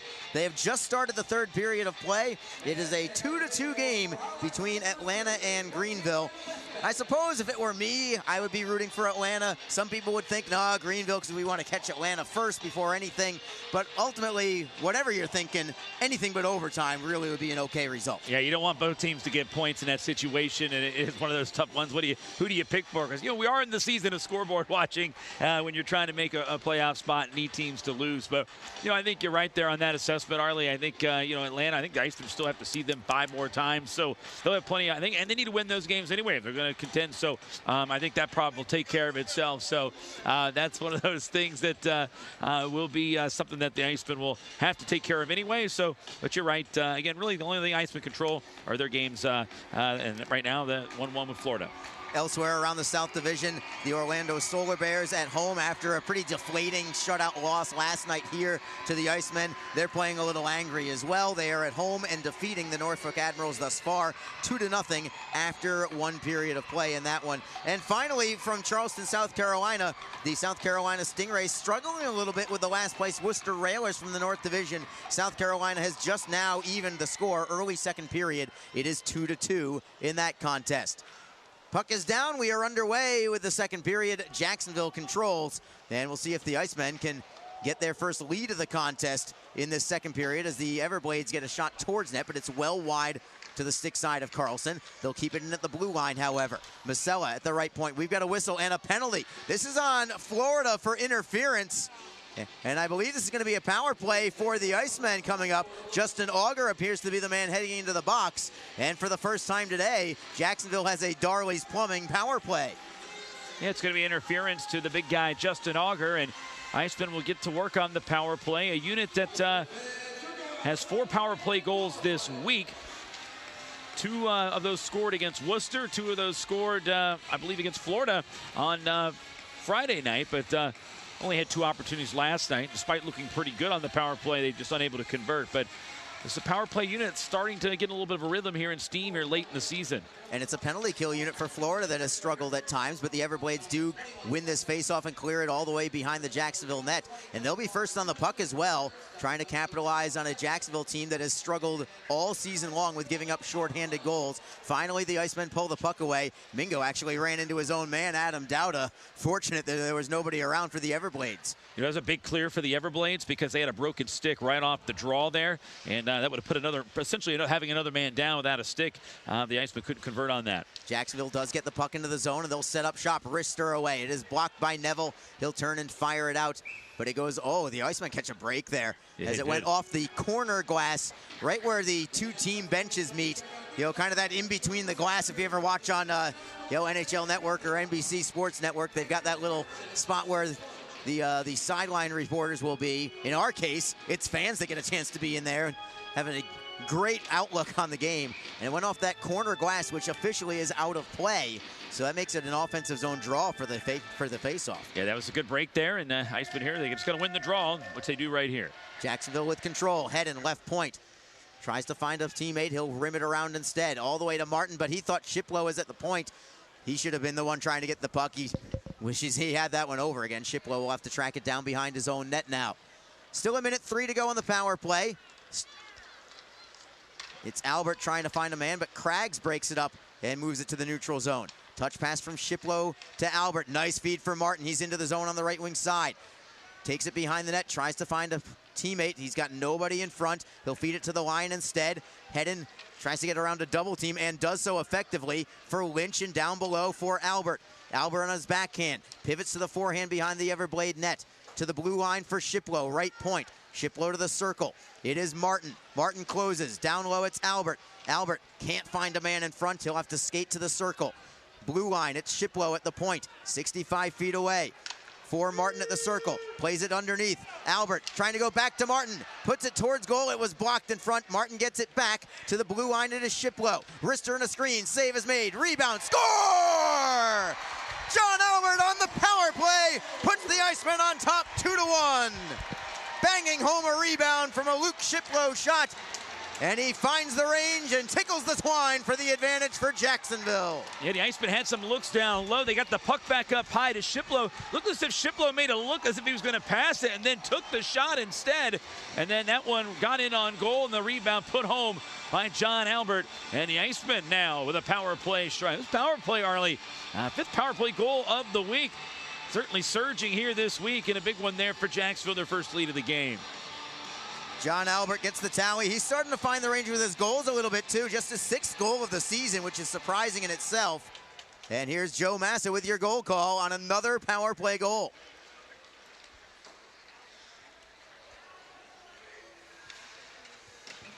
Your second Iceman goal, a power play goal, scoring his 6th goal of the season. Number 16, John Albert. Assisted by number 6, Craig Martin. And number 4, Luke Shiplow. Time of the goal, 2 minutes, 16 seconds. Once again, your Iceman power play goal, scored by number 16, John Albert. And the Icemen back into the zone. Wasey Rabbit couldn't get the pass, however. The Icemen just get a couple of defensemen on late, but it's still a 3-on-2 odd man rush. Florida with a shot. It's wide to the short side. Comes around to the far boards, and Jacksonville now with an opportunity and a 2-on-2 rush. Rabbit with Warren. They are onside. Rabbit loses the handle at the line, but does keep it in with the help of Zach Hall. Hall turns and fires it to an open corner. I don't mind that play, but the Everblades will get to the puck and stick handle out of their end. It's Adam Smith with a backhander behind Carlson's net. Carlson leaving it for Shapiro. Around the wall for Lang. Handles that pass well. Pokes it to an open side for Chris Leidsman. Leidsman lead pass for Hedden. He got a touch on it, so no icing on the clear in. Smith takes a big hit from Chase Lang. Everblades will clear. It goes by Leidsman, goes by everybody. Icing on Florida, and the Everblades are on their heels a little bit right now. And the Icemen, as we talked about coming into this period, they did gain some momentum after that first period goal from Wasey Rabbit, and they've capitalized. Yeah, they've carried it over here into the second. That's, again, it's just amazing how quickly the momentum can swing there, because I thought really Florida was controlling the tempo for majority of that first period, which I think they did. And then obviously the late goal there gives the Icemen something to hang their hat on, and they come out here, they get a power play, they take advantage. So both teams have taken advantage of the man advantage, I should say. And here we are with the 2-1 lead. And right now, Florida just having a little bit of a difficult time just getting that flow that they had in the first period, but they can turn it on in a hurry, Arlie. The Icemen poke the puck behind the Everblade net. It's Masella just ahead of Craig Martin, but a good forecheck by Martin, and with the help of Ian McKinnon, they have the play along the boards, and they play it to the line. It's Cedarholm for Mingo. He'll take it off the boards and keep it in play, and in the zone as well. Martin gives it up to Magwood. Magwood's outlet pass deflected in by Coper. Cedarholm beats Coper to the puck. Good edge work there by Jacob Cedarholm to get around a man, but it's picked off by Florida briefly. Mingo will have to track it down for Jacksonville. Up the middle for Adam Dowda. Dowda slams it off the glass and out to the Everblade line. Florida looks to play into the zone. Magwood is able to do so. Carlson will block the puck for Dejan Mingo behind his net. Mingo for Cedarholm, who curls at the short side. Plays it off the glass, nice and simple, and McKinnon with a steal. Took it into the zone. It's going to be an offside call. He knew he had to wait for Dowda, but the instincts just took over, and he just ended up touching the puck anyway. Yeah, he wanted to go. He just needed to take that one last look to see that he couldn't go in just yet, but he was eager, and McKinnon, chopping at the bit to go in there for a chance. It was just too great there for him to pass up to go in there with that chance. The puck was right there for him. Quick look at the Icemen goals, by the way. Again, Wasey Rabbit and John Albert have the goals for Jacksonville, but on the assists for each of them, it is both Craig Martin and Luke Shiplow both assisting on both goals. So each of them with a pair of apples today. Yeah, those guys have been playing well here as of late there in this this run here for the Icemen. They're 7-3 in their last 10, and those two guys have played a role in all that. And really, I think everyone has for the most part. And here's Shiplow with another chance, closes and fires, and it's deflected away. That's a strong effort there by Justin Auger to slide to his feet to get that blocked shot and get it out of play. Shiplow is in a good scoring position there, and I'll give credit to the former NHL forward for the LA Kings. Yeah, that was a good play there. Just got in front. It was a good lane. Shiplow had a lot of time to take that shot, but the big body came sliding on in, and they were able to clip that one off his body and get it out. Faceoff will be to Ken Appleby's right. John Albert loses the faceoff to Hugo Waugh. Waugh up the wall for Craggs. Plays it to center ice, no further. Jacksonville takes over. It's Albert at his own blue line. Indirect pass for Lang at center ice. He'll wrist it in cross corner, trying to find Mike Hedden. Everblades are first on the puck. Auger on his backhand, loses it to Albert, but gets it right back. Justin Auger. Outlet pass on the tape of Craggs. Craggs with a wrister. He's got a good shot, but it goes off the glass. And did it go off the crossbar maybe? Carlson tapped at the bar. I didn't hear it hit the post, but it's possible it hit the crossbar and kind of grazed over the glass and out of play. Yeah, it just the puck kind of disappeared, and he had such a quick shot and a good release on that opportunity that it got out of here in a hurry. So you may be right on that because he did tap the bar. I don't think he got a piece of it, but certainly didn't hear the ping that maybe you're accustomed to. The music to the ears of every goaltender when one gets by. So faceoff will be to Carlson's left. Wasey Rabbit against Hunter Garland. Waiting for the drop of the puck from linesman Trent Williams. Cole Rui, your other linesman tonight. And the Everblades win the draw, but a shot by Hunter Brinker is blocked. He gets it right back, though. Closes to net, centering pass. Oh, what a save! But the rebound is banged home by Neville, and it's a 2-2 hockey game. Yeah, that just can't happen for Jacksonville. You had an opportunity to get it out, but Hunter Brinker got two chances. And you can't give Hunter Brinker or any of the Everblades forwards a second chance to keep the puck alive, especially in that area. The Icemen had a chance to poke it out, make a play, and keep it away, but they were unable to do so there on that chance. And that was kind of a defensive mistake, and the result is a goal. Despite a good save there by Carlson, just was down and out on the second chance. 5:33 will be the time of this goal. It's a 2-2 hockey game on Michael Neville's 5th of the year. And the initial save by Carlson was a thing of beauty. That was a play of the week waiting to happen, if not for Florida coming back and scoring anyway, as Carlson makes another save right off the opening faceoff, or the next faceoff, I should say. And we'll have a draw in the Jacksonville zone as Florida is trying to push back now. Yeah, and have. Yeah, they have. And it can be that quick early. I mean, this is a team that can just come at you at a moment's notice. And the Icemen have been learning that here throughout this season. And right there, it was just a quick strike. And Jacksonville made a good play initially on that last goal there on Hunter Brinker, but it was almost as if they were trying to knock it away and go back on a chance. You got to make certain that you got that away from him, because it kind of yo-yoed back to Hunter Brinker, and he was able to get that first shot off, and then which led to the rebound goal. Jacksonville wins this face-off. They'll play it out to center ice rather easily, trying to keep control of it there, right at the penalty box doors. Zach Hall digs it free and gets it to the Everblade line, but no further. Strong play by Chris Leidsman, not allowing Coper to get to the puck.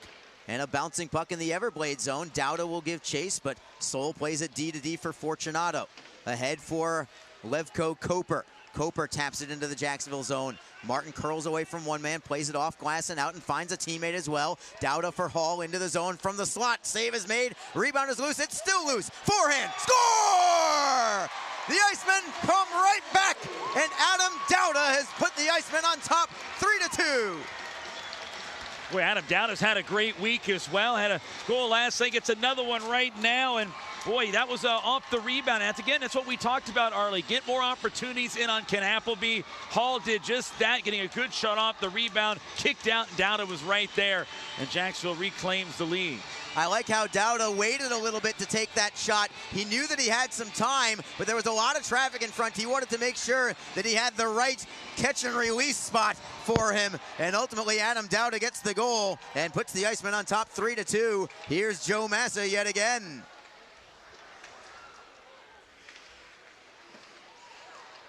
Your third Iceman goal, scoring his 13th goal of the season, number 12, Adam Dowda. Assisted by number 21, Zach Hall, and number 6, Craig Martin. Time of the goal, 6 minutes, 27 seconds. Once again, your Iceman goal, scored by number 12, Adam Dowda, assisted by Hall and Martin. Time of the goal, 6 minutes, 27 seconds.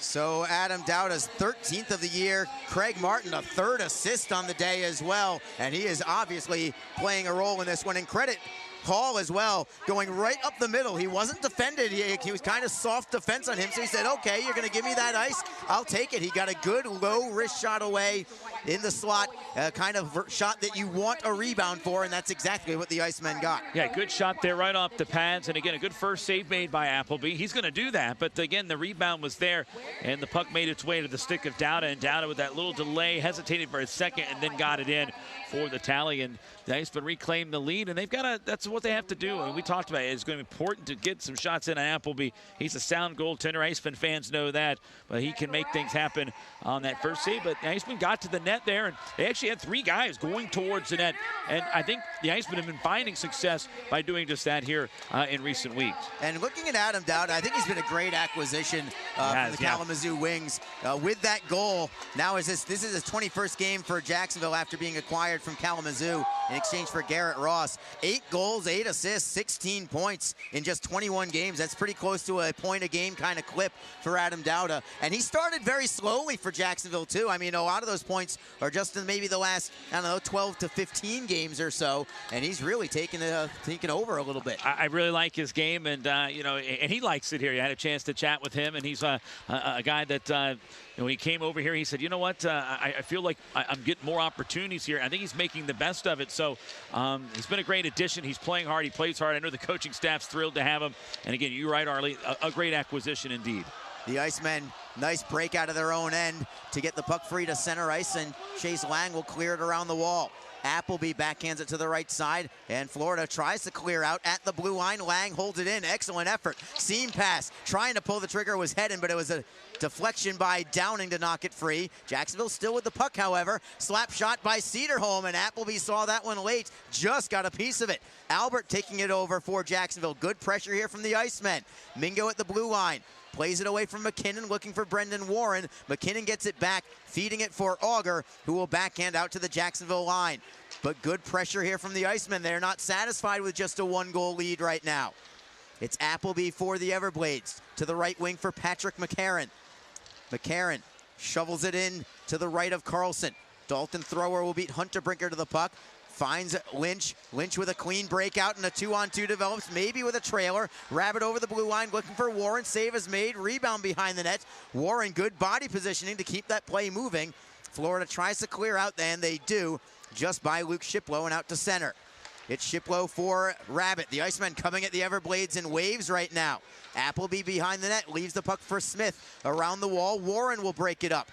Moving it into the corner, Smith will try again, and Lynch got a piece of that. Excellent forechecking here from the Icemen. They're really making the Everblades work for everything, including just getting the puck out of their own zone.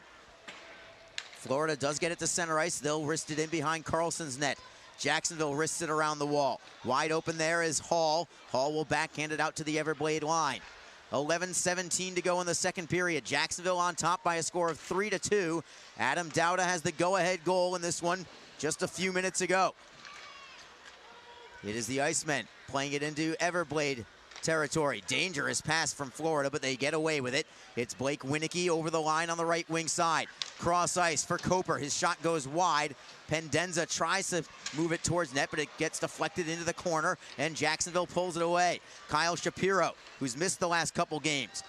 Stick handles out of his own end, gets it all the way to center ice. Tried to finish a check on Cody Soul, but Soul was backing up, so he had nobody to hit when it was all said and done. The Icemen, another steal at center ice. It's Hedden. Good feed across the ice for Martin, who will wrist it around the boards. Martin looking for Albert.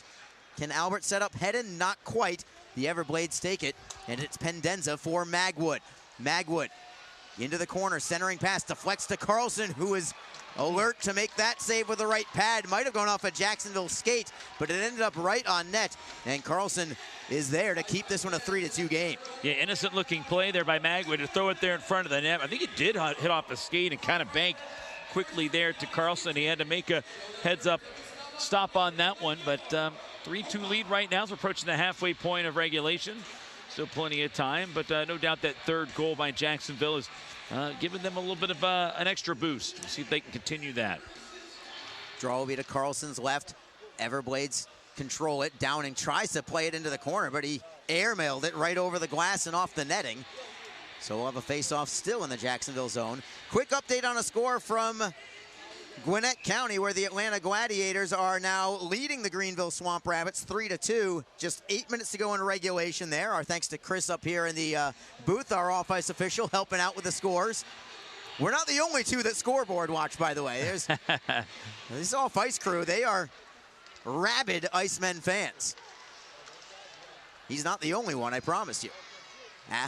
It was Carlson forced to make a good save, and the Icemen come back in transition, trying to make a 2-on-1. Florida comes back defensively, but Hedden still has the puck. Hedden at the left circle. Got his pocket picked on a good defensive effort by Hugo Waugh, and the Everblades clear it out. Cederholm. Stick handles behind his own net. He's double teamed, but he stays calm, feeds it to Mingo. Then for Albert, and a steal by Florida. Comes behind the net, Hugo Waugh for the Everblades. Waugh, stick handles to the left circle. Good feed from McCarron to the blue line. At the circle, it's Craggs. Turnaround shot in a screen. It never reached the net. It comes off the kick plates for Lang. Lang for Hedden. Hedden gets to center ice, shifts away from a man, and will flip it in on net. The Icemen get a line change, and Appleby will play it all the way to Auger. Auger by himself for the moment, and he could not beat a double team of Shiplow and Thrower. Thrower with an outlet pass to Lynch, who will start the rush. Bobby Lynch into the zone, tries to beat a man wide, and does. Takes it behind the Everblade net all the way to the circle, drops it back down below the goal line for Wasey Rabbit. Rabbit for Lynch, it is deflected. Comes free to Warren, and the Icemen still have it. Rabbit for Lynch, poked away by Neville, and played off the boards, and out in a bouncing puck belongs to Florida. It's a 2-on-1. Winnicky with a shot and the score. And it's 3-3. Winnicky went right through the wickets of Adam Carlson, and with 8:52 to go, we've got some fireworks going on in this game. It's a 3-3 score. Yeah, goals are plenty now. Things are starting to open up here today, and again, that one is right through the 5-hole of Carlson. That's one he's gonna wish he had back. That one, even though it was a 2-on-1, Winnicky kind of eyed the trailer coming with them, but the Iceman had that guy locked up, so it really became a 1-on-1 matchup between Winnicky and Carlson, and Winnicky, the leading scorer on this Everblades club coming into today, able to put that one home right through the 5-hole. Clean shot goes in. It's his 24th goal of the year and his 49th point of the year. Every time I watch him play, I wonder why is he even at this level. I agree. It's a matter of time, I think, before he goes up. You know, guys like Ralph Kademi, who's another guy, 4 or 5 years in the league, never got the call up, then really excels here this year, and now he's up, and I don't think he's been back down. So maybe take some time.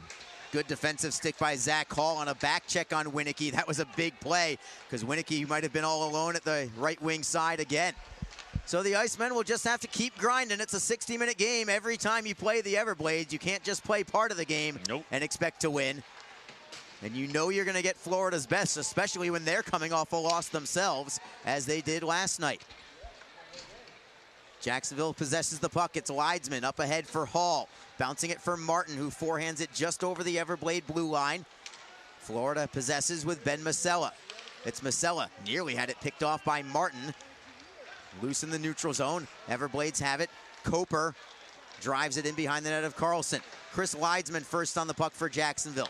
To the left side for Hedden. Tries to float it ahead, but Masella breaks it up, and an offside will be called. Clock stops with 7:35 remaining in period number 2. It's a 3-3 hockey game. Nobody is led by more than a goal yet. Florida took a 1-0 lead. The Icemen got the next 2 to go up 2-1. Florida ties. Jacksonville regains the lead at 3-2, and Florida ties again. That's where we're at. Yeah, it's been kind of a seesaw battle here in this second period. Both teams trading off goals. And really in this game, so it's been Jax, Florida here in the second as far as the goals are concerned. And we got ourselves quite the matchup here. Two teams going at it here, and two teams that have played a lot of hockey this weekend. Jacksonville plays it into Florida territory. Shots on goal relatively even. Florida has the advantage at 18-14. In this period, it's 6 apiece.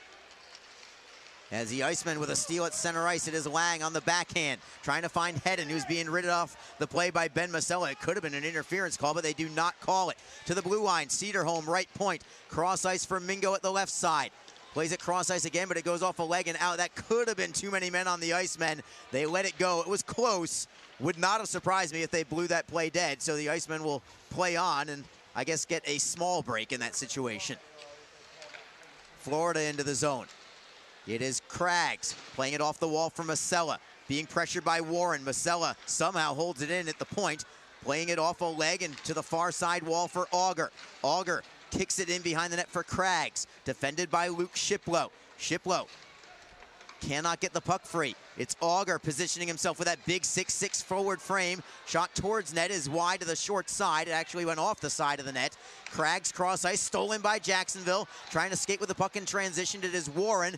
Beat a man in Craggs. He'll get to the red line and forehand in. Brendan Warren really knows how to use his body positioning just the way he needs to. Excellent at shielding the puck with his body. As McKinnon takes a pop from behind by Auger, but the Icemen take it over the line. It's Martin for Shapiro, slap shot, looking for McKinnon, who deflected it just wide, and it goes out of play. What a pass from Kyle Shapiro, and all McKinnon had to do was redirect it on goal, but it was just a little too hot for him to handle, and it ends up going out of play. Yeah, it was like a slap pass. It was almost like I thought he was winding up for the shot, and then at the last second directed it to the stick of McKinnon, driving hard to the net. Just couldn't finish that one off. That was close opportunity. That would have been a gorgeous goal. Instead, we stay knotted up at 3. We'll take a quick break with 5:47 on the clock in the second period. This is Jacksonville Icemen hockey. Full and half-season Icemen Elite memberships are currently on sale. Elite memberships offer discounted ticket pricing and guarantees you the same seats to enjoy all of the action. As an Elite member, you will be invited to attend exclusive events throughout the season, receive merchandise and parking discounts, and even meet the team. Monthly payment plans are also available. Packages start as low as $260. For more information, contact the Icemen office at 904-602-PUCK or log on to JacksIcemen.com. Icemen hockey, feel the freeze. Ever wish we could get a new house? Yes, and Community First is freezing mortgage rates for up to 75 days, and they pay closing costs. Ever wish we didn't hire your cousin to fix our leaky roof? Just keep mopping. Ready for a new home? The home team at Community First can help by freezing mortgage rates for up to 75 days and paying your closing costs. Learn more at communityfirstfl.org. Community First, love where you bank. Equal housing lender. We've got a play behind the play. McKinnon, I think, took a jab from McCarron. And we've got a whistle and a stoppage in play. McKinnon is jawing at Steven Saylor, who never put his arm up. Nah, he should have, without question. I mean, that was, you can't have that. You know, McKinnon did hit his McCarron into the corner, but McCarron came back with a hard, like, spear almost. I mean, with authority. It wasn't just a little tap. I mean, that was a spear right in the side. And the officials saw it the whole way, just decided to let that even out. But I don't know, you can't really allow that. That one probably should have been called in. McKinnon comes right back, and he's going to let that go. So, well, okay, whistle's in the pocket right now. He's going to let these boys play. Yeah, I suppose so. And McKinnon maybe a little frustrated over not giving the Icemen the lead, but not sure if he's more frustrated about taking that spear as Jacksonville takes it back into the offensive end. It's Martin for McKinnon. Backhander, and a save is made. This is the best I've seen Ian McKinnon look all season, as he gets a quality opportunity, his second one in as many shifts. Yeah, exactly. He goes right hard to the net again. He's had 3 chances today, and I think got 2 of them on net. That last one right before the break with carving out a play, but good shift there. He threw a couple of big hits. I thought maybe he was going to get the penalty on that second one, but the official let it slide, and then he goes to the net and gets a little quick backhander from a tough angle. Appleby was able to make the save, but good shift here by Ian McKinnon.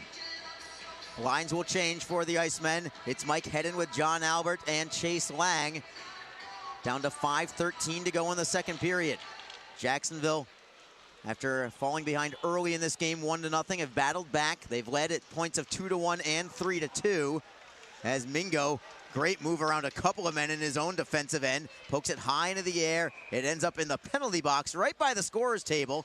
May have even gone into the scorer's table. Did Joe Massa get that one, our public address announcer? He may have.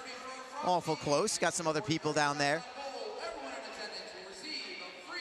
Jay Eilers, who never shies away from his name being mentioned, once again somehow makes his way to the airwaves. Why do I keep doing it? It's like I'm enabling it. That's on you. It's on you. It is on me. I blame myself at this point. as we resume live play. Florida plays it into the left of Carlson.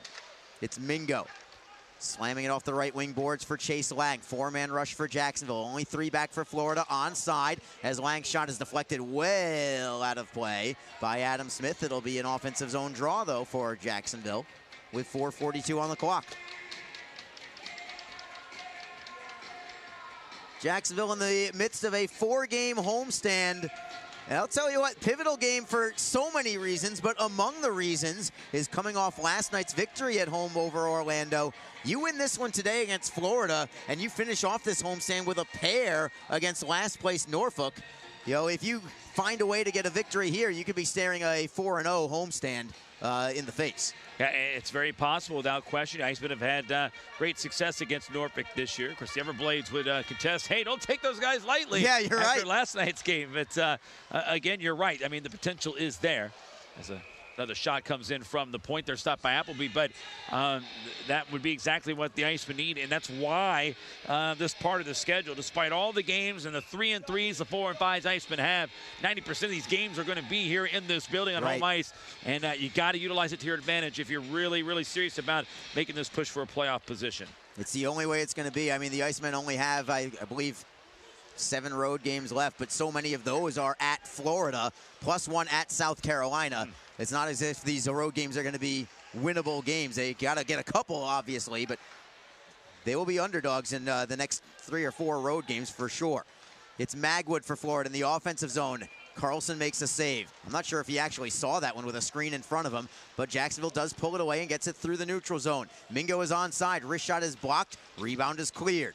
It's Shiplow for the Icemen, drifting just inside his blue line, playing it to the right side. Jacksonville was in the middle of a line change, so nobody could touch the puck, and instead it's Florida with the clear in. Shiplow taking the body on a man. Dalton Thrower is there to help out for the Icemen. Pendenza trying to dig it free. Craggs is in there as well, and Florida does get it loose, and a save made by Carlson off the stick of Pendenza. That was a big one with 3:43 on the clock in the second period.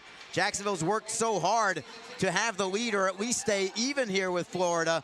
Once you trail and come back against this team, you don't ever want to fall behind again, and that was a huge one. Yeah, especially after 2 periods. And we're at that kind of danger zone point right now, Arlie, for both teams. Both teams have been very good this year in games in which they've led after the second. So, again, it's going to be the next goal is going to be real pivotal, I think, in this game. And I know I'm speaking the obvious there, but really just the way this game's playing out.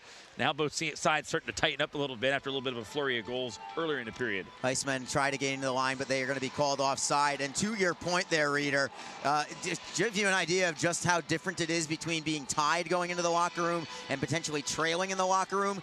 Of course, the Icemen could be ahead, too. We'll see how it goes. But Florida, when leading after 2, perfection, 31-0-0.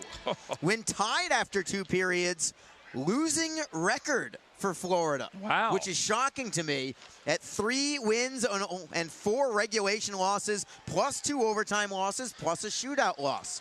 So at minimum, you want to be deadlocked going into the locker room here. Jacksonville, Craig Martin with the puck by himself, but he'll take it into the neutral zone, drop it back for Shiplow in order to maintain possession of the puck.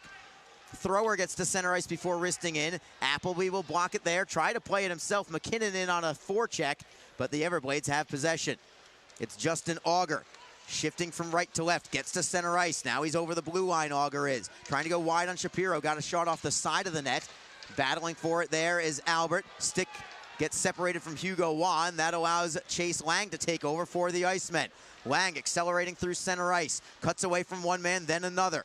Forehanding it in, and he'll chase right after it. No pun intended with his first name either, as the Everblades now first on it. It's Adam Smith. Indirect pass for Neville. Good touch pass for Garland. It's a 2-on-1. Garland, glove save!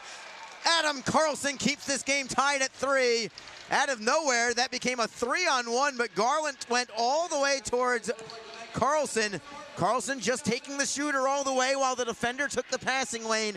And once it's a one-on-one battle there, I guess that's what a goaltender wants, and he was up to the task. Yeah, remember that save at 2:26 left in the second. I mean, Garland, who's been able to have a knack for scoring here against Jacksonville this year, he comes right to just the top of the crease and trying to flip that one up, and catching it cleanly at close range like that was Carlson. That was a dynamite stop there by Adam Carlson, and it keeps this game tied. Jacksonville wins the faceoff. They'll play it out of the zone. Florida has it in the form of Ben Masella. Masella for Garland. Couldn't handle the pass. It's Cedarholm instead in his own end. Tries to knock it away from Garland. Garland's not your typical Florida player. He's a little pesky and not the largest of guys. Most Florida players seem to be about 6'3", 220 across the board. Garland is your exception, as Jacksonville is called for icing with 1:57 to go. Shots on net favor the Everblades at 21-16. And the draw will be to Adam Carlson's right. Wasey Rabbit on the faceoff for Jacksonville. Joe Pendenza for Florida. Pendenza trying to win it to the top of the circle for Coper. They don't have anybody along the wall. It's just Coper at the top of the circle. Jacksonville pulls it away, however. Starting the rush is Cedarholm for Lynch. Lynch back for Cedarholm, who will drive it around the wall behind Appleby. Patrick McCarron first on the puck as the Icemen complete a line change. It's McCarron gaining center ice before wristing into the right of Carlson. Cedarholm is on it. He'll bounce it up to center ice. Florida taps it in on the delayed offside. Still a good play by Michael Downing. If he doesn't get a piece of that at all, it's probably an odd man rush for Jacksonville. Zach Hall for the Icemen from center ice. Long cross ice look, finds Mingo. Drop pass held in by the Icemen. Loose into the corner. Mingo, the defenseman, is in deep for Jacksonville. Tries to find Dowda, but a steal from Florida, and Mingo is hustling to come back. Magwood, right wing side for Florida. His pass is deflected, and the Icemen now with numbers the other way. 3-on-2 odd man rush. Dowda has the puck, they're onside. Dowda with a wrist shot, deflected, save, rebound, and it goes just wide. May have been deflected by Florida as the Everblades clear it away. Now in the final minute of this second period. Excellent look there from Dowda, had 2 opportunities at it as Thrower gets tripped up and a penalty's coming on the Everblades. 40 seconds to go. Thrower made a nice deke around a man, and Florida with a lazy stick in the play and kind of a can opener on Thrower, creating that penalty. Heading into the box, I believe, is going to be Zach Magwood, and a power play for the Icemen late in this second period. Yeah, 2 great chances there by Dowda just before that. The Everblades clear it down, and then getting back was Thrower, and then he was starting the rush. Not in a very Thrower-like fashion there. He's a guy that'll make a first move and then the pass, but he decided to take that one, and that was a nice move by Dalton Thrower, and then draws the penalty as well. As you mentioned, that Magwood just getting his stick kind of as a reach because he got beat on that nice deke, and it sets up a power play for Jacksonville at the end of the period. Florida does win the faceoff, however. They'll clear it the length of the ice. Jacksonville only has 30 seconds to work with in this period on the power play. We'll see if they can get a very late goal for the lead into the locker room. Jacksonville clears in. Florida tries to clear out. Held in at the line by Shiplow. 17 seconds to go in the period. Lynch into the corner for Hedden. Hedden playing it underneath for Albert. Albert pokes it away from one man. Florida gets the steal. They will attempt to clear. It is blocked by Hedden and held in the zone. 5 seconds left. Hedden centering pass blocked by Appleby. He'll cover it up, and we'll have a stoppage in play with 0.9 seconds remaining in the period. Yeah, promising steal. They're good keep in by Jacksonville there at the blue. And that was Martin that held that one in. He's had a solid game, but that led that opportunity there for Hedden down the wing. Just couldn't get much on it because the Everblades able to force him wide. But he got it in on goal, but it just kind of trickled on goal, and that was easy pickings for Appleby. A little surprised that Adam Carlson isn't leaving for the bench on this faceoff for an extra skater. John Albert is either going to take it right towards goal or try and win it to Shiplow. He's a left-handed shot. I can't think he does anything other than tries to shoot. He directs it towards goal, but nothing more than that. Horn sounds, and we will go to break with the Jacksonville Icemen and Florida Everblades still tied. They were tied 1-1 after 1 period. It's now deadlocked at 3 after 2 periods, but Jacksonville does have a minute 20 on a power play when the third period begins. Hopefully that will create an early lead that they can try and hold on to going into this third frame. But I really like what I saw from this Icemen club in that second period, Alex. I really did too. I mean, again, getting some offense here and finding ways to get the puck past Ken Appleby, but it all happened with the Icemen getting shots and challenging them and testing them, and they even had to get some second chance opportunities. And of course, Florida, every time, give them some credit. They've rallied back every time the Icemen have taken the lead on them. So here we are. We're evened up at 3 apiece, and Jacksonville, as you said, has a great opportunity at the start of the third period. Try to establish a lead early in the third.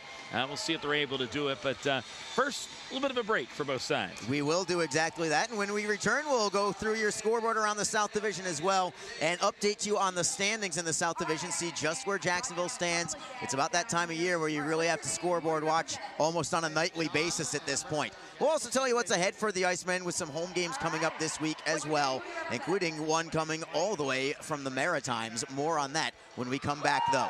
After 2 periods, it's the Jacksonville Icemen 3, the Florida Everblades 3. This is Jacksonville Icemen Hockey on Mixlr and ECHL.TV. Tonight's game is brought to you by the ECHL, celebrating its 32nd season of affordable family entertainment.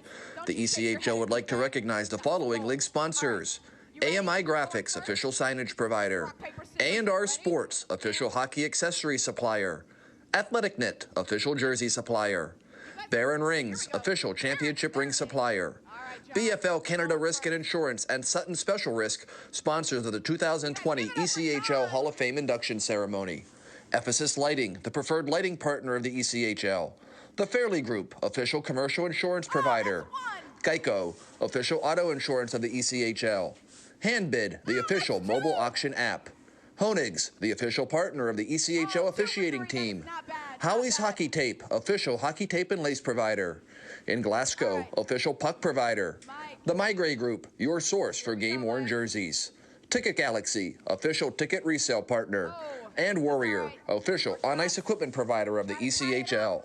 Catch all the live ECHL action in high definition by logging on to ECHL.TV. Full and half-season Icemen Elite memberships are currently on sale. Elite memberships offer discounted ticket pricing and guarantees you the same seats to enjoy all of the action. As an Elite member, you will be invited to attend exclusive events throughout the season, receive merchandise and parking discounts, and even meet the team. Monthly payment plans are also available. Packages start as low as $260. For more information, contact the Icemen office at 904-602-PUCK or log on to JacksIcemen.com. Icemen Hockey, feel the freeze. Ever wish we could get a new house? Yes, and Community First is freezing mortgage rates for up to 75 days, and they pay closing costs. Ever wish we didn't hire your cousin to fix our leaky roof? Just keep mopping. Ready for a new home? The home team at Community First can help by freezing mortgage rates for up to 75 days and paying your closing costs. Learn more at communityfirstfl.org. Community First, love where you bank. Equal housing lender. Sign up for ECHL TV and watch every ECHL game live online. Follow your favorite teams at home and on the road. With live streaming available on your PC, iPad, and iPhone, you'll never be too far away from the action. Never miss a big goal.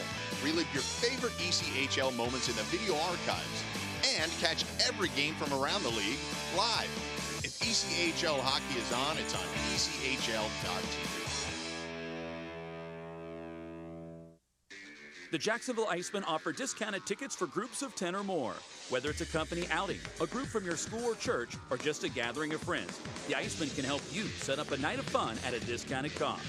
Other benefits include an intermission ride on the popular Fan Zam, a post-game group photo, or take a shot on net after the game. Ticket fundraisers are also available. For more information, contact the Icemen office at 904-602-PUCK. That's 904-602-7825, or visit us online at JacksIcemen.com. Icemen Hockey, feel the freeze. Ever wish we didn't have so many bank fees? Ouch! We should get a free checking account at Community First. They even give you a cash bonus. Ouch! Ever wish we had just bought a jar of honey instead of harvesting it? Ow! Bad bee! Have you heard the buzz? Community First is giving up to $200 cash bonuses when you open a free checking account with direct deposit. Learn more at communityfirstfl.org. Community First. Love where you bank. NCUA insured.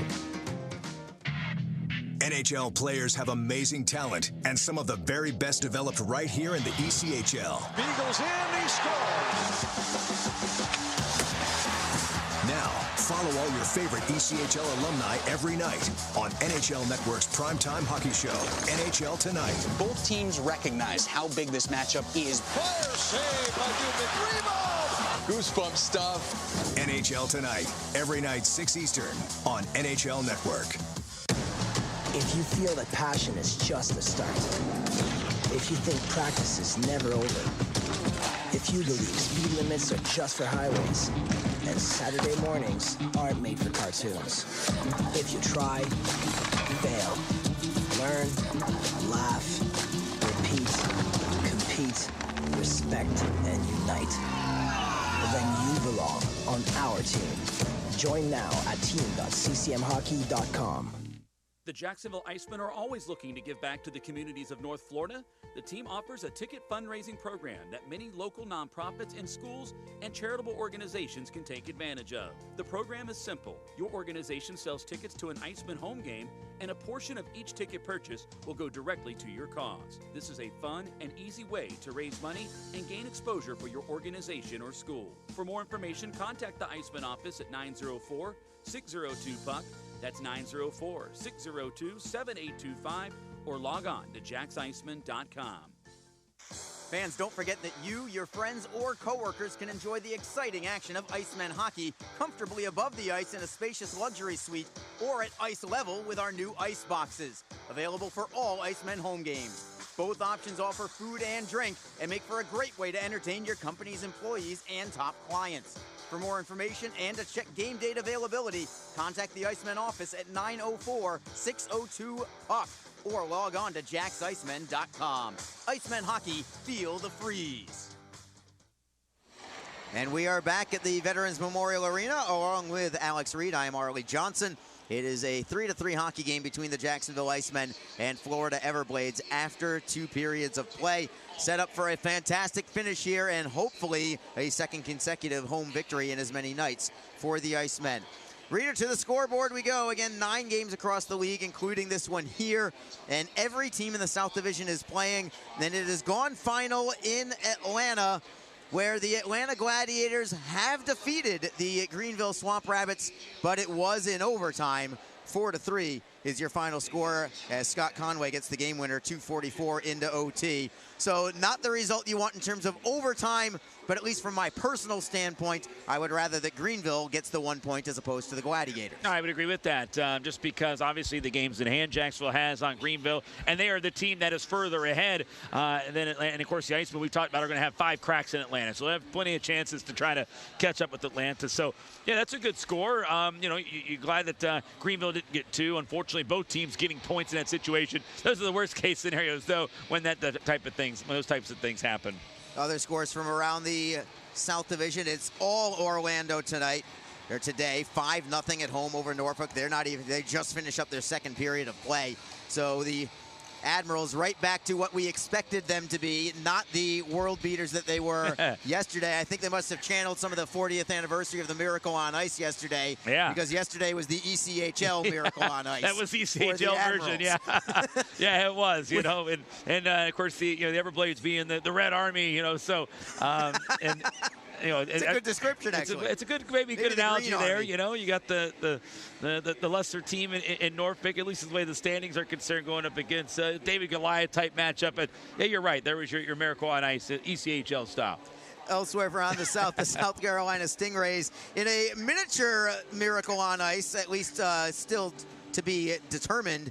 They are trailing at home to the Worcester Railers, a team that has won, I believe, 1 of their last 11 games. Worcester on top, 4-3 at South Carolina. Granted, there is still time remaining, but the score is the score right now, and we'll try and keep you up to date on that. I don't think that one really impacts the Icemen that much, although the Florida Everblades are extremely interested in that particular score. Yeah, they want that score to hold up because, again, with the great play and record that the Everblades have been posting here in the last month or so, that they are on the rise, and they are on the heels of South Carolina, who also has been, though, putting some wins together lately to kind of hold them off for the time being. But Florida's not going anywhere, and they would love for South Carolina to drop that game, especially in regulation. Yeah, this third period just underway on that one right now, so they're a little bit ahead of us. That game, if it ends in regulation, should end before our game does. So knowing those things that have just happened, let's go through your South Division scoreboard right now. As it stands right this second, including Atlanta's victory over Greenville in overtime. It is the Stingrays on top, 84 points on the season, 40 wins, only 10 losses for South Carolina, 3 overtime losses, 1 shootout loss. They have a 5-point advantage over the Florida Everblades as of right this moment. Florida at 37, 13, 3, and 2 for 79 points for the Everblades. Where it really starts getting tight is 3rd place to 6th place. With the with the overtime loss that has already happened officially, Greenville gets 1 point, so as of this moment, they have 3rd place to themselves at 25, 27, 4, and 1 for 54 points. However, in about an hour, Orlando will end up defeating Norfolk, already on top 5-0, and that will leapfrog Orlando over Greenville. Orlando is just 20 minutes of hockey away from going to 56 points on the season. Atlanta in 5th place right now with their victory. They are now 24, 28, 1, and 2. They have 51 points on the season, which makes it all the more important for Jacksonville to win here against Florida. They've got to have it, as every game is so crucial right now. Jacksonville, as of this minute, 20 wins, 25 losses, 5 overtime losses, 1 shootout loss. They have 46 points right now. You find a way to defeat the Everblades today, you're up to 48 points. You would be 3 points behind Atlanta with 3 games in hand. You would be, looks like, 9 points behind Orlando. Is that right? No, you'd be even with Orlando. You'd still be 8 points behind Orlando if Jacksonville and Orlando win with 3 games in hand again. And you would then be 7 points behind Greenville in the standings with 5 games in hand. It's a lot of numbers. It's hard for me to catch up. Math is hard sometimes. But the Icemen would be 7 points behind Greenville with 5 games in hand if the Icemen can get the victory. It really just comes down to whatever everybody else is doing, no worries. Let's work on this game right now. We've got to play our best 20 minutes coming out of the gates here. They really do, because again, everybody ahead of them got points today, so they don't want to come home or already home, but they don't want to end this game empty-handed. So, and you're also right with this Everblades team. We talked about when we're looking at what was going to take for Jacksonville to try to sneak into the playoffs here, and obviously we looked at the breakdown of the schedule. How many games versus each team, and I think heading into the weekend it was 7 against the Everblades, and we figured they're going to have to win at least probably 3 of those, I would imagine, and this is one of those games that is very winnable. You've been competing, and they got a power play to start the 3rd period to try to get things going. Power play unit that is on the rise right now, I would say, Arlie, and they're going to have to maybe set the tone early here in this period, but it's going to be tough. Both teams are going to be tired as they come down the stretch here, and I think the adrenaline is going to keep both teams going at the very least. So I know both teams are going to be eager to not be skating for a couple days as the Icemen get back on it on Wednesday. But this is definitely a game the Icemen can come away with some points and win. They've just got to make it happen. And the Icemen are 1 for 1 on the power play today, as Wasey Rabbit has a power play goal, or excuse me, John Albert rather has a power play goal. My apologies. And 1:20 to go on that power play when we start the 3rd period. We'll take one more break and come back in a few minutes. When we do return, it'll be time for the 3rd period. Jacksonville and Florida tied at 3 following 2 periods of play. This is Jacksonville Icemen hockey. Full and half-season Icemen Elite memberships are currently on sale. Elite memberships offer discounted ticket pricing and guarantees you the same seats to enjoy all of the action. As an Elite member, you will be invited to attend exclusive events throughout the season, receive merchandise and parking discounts, and even meet the team. Monthly payment plans are also available. Packages start as low as $260. For more information, contact the Icemen office at 904-602-PUCK or log on to jaxicemen.com. Icemen Hockey, feel the freeze. Ever wish we could get a new house? Yes, and Community First is freezing mortgage rates for up to 75 days, and they pay closing costs. Ever wish we didn't hire your cousin to fix our leaky roof? Just keep mopping. Ready for a new home? The home team at Community First can help by freezing mortgage rates for up to 75 days and paying your closing costs. Learn more at communityfirstfl.org. Community First, love where you bank. Equal housing lender. Sign up for ECHL TV and watch every ECHL game live online. Follow your favorite teams at home and on the road. With live streaming available on your PC, iPad, and iPhone, you'll never be too far away from the action. Never miss a big goal. Relive your favorite ECHL moments in the video archives. And catch every game from around the league live. If ECHL hockey is on, it's on ECHL.tv. The Jacksonville Icemen offer discounted tickets for groups of 10 or more. Whether it's a company outing, a group from your school or church, or just a gathering of friends, the Icemen can help you set up a night of fun at a discounted cost. Other benefits include an intermission ride on the popular Fan Zam, a post-game group photo, or take a shot on net after the game. Ticket fundraisers are also available. For more information, contact the Iceman office at 904-602-PUCK. That's 904-602-7825, or visit us online at jacksiceman.com. Iceman Hockey, feel the freeze. Ever wish we didn't have so many bank fees? Ouch! We should get a free checking account at Community First. They even give you a cash bonus. Ouch! Ever wish we had just bought a jar of honey instead of harvesting it? Ow! Bad bee!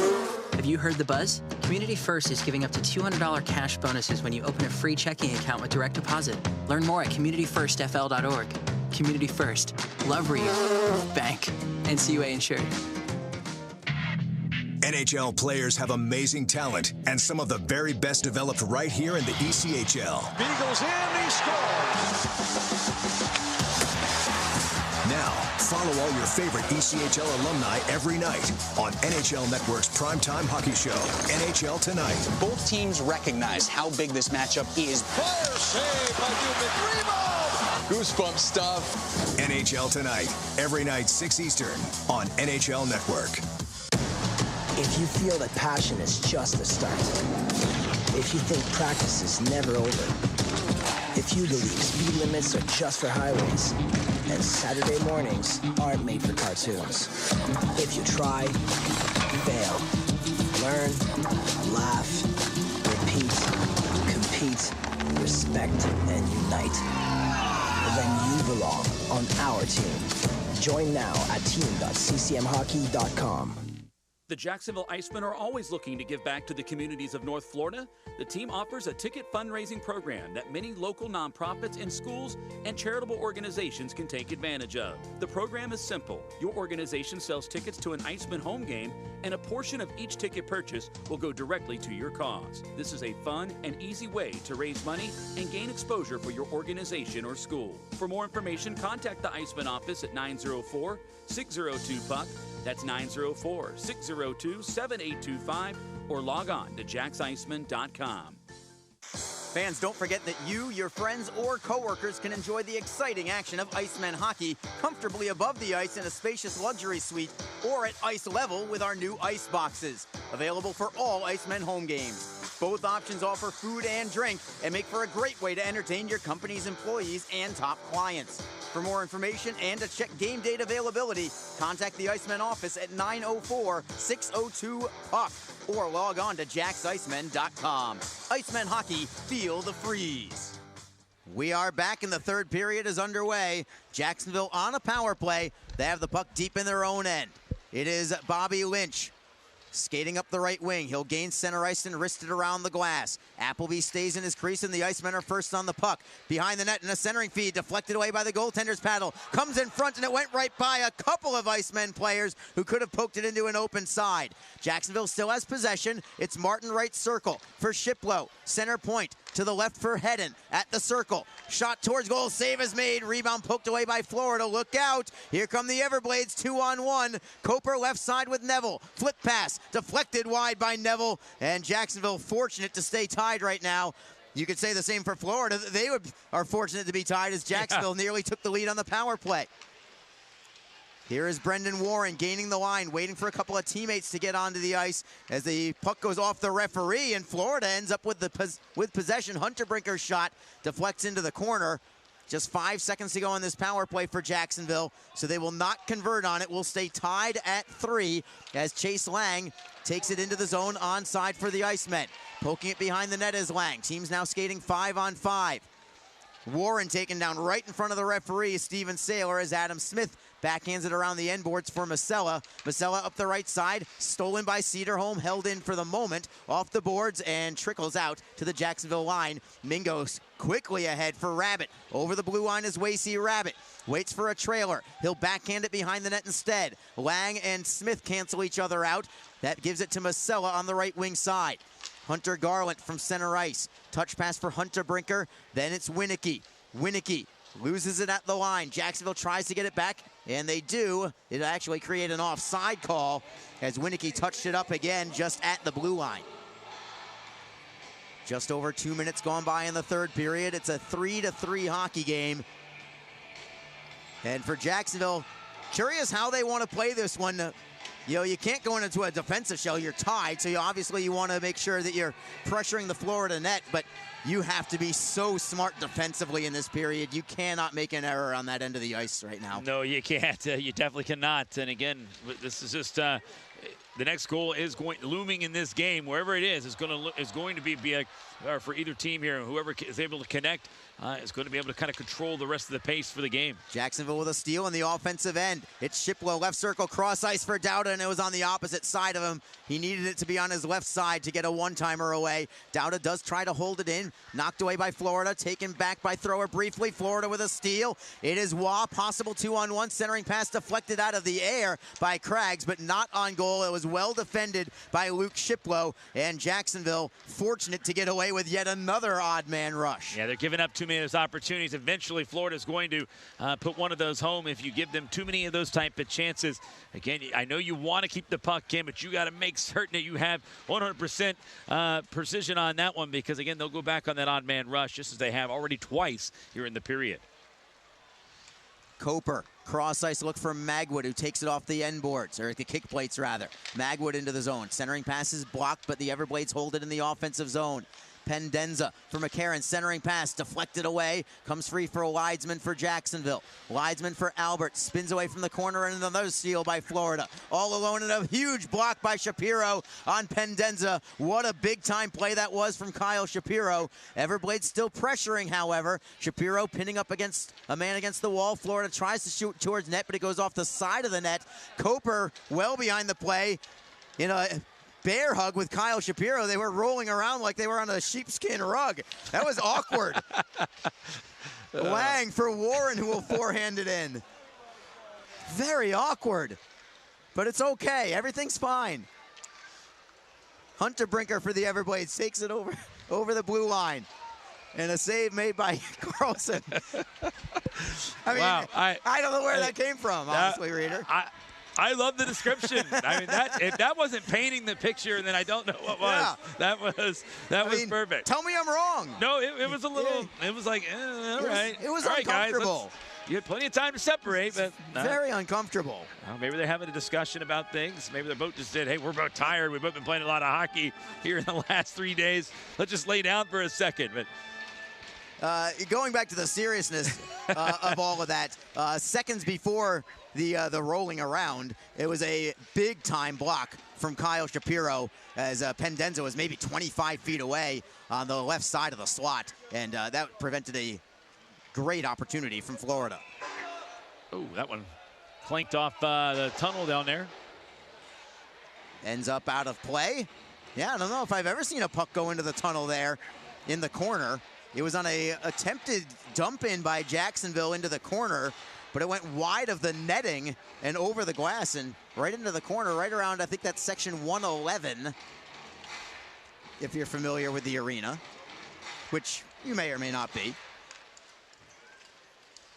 You mentioned Shapiro. You know, he's sat out the last few games, and I think he's played a very intense game. He has really tried to get some things going offensively. He's made the right plays defensively. He's highly motivated tonight, or today, I should say.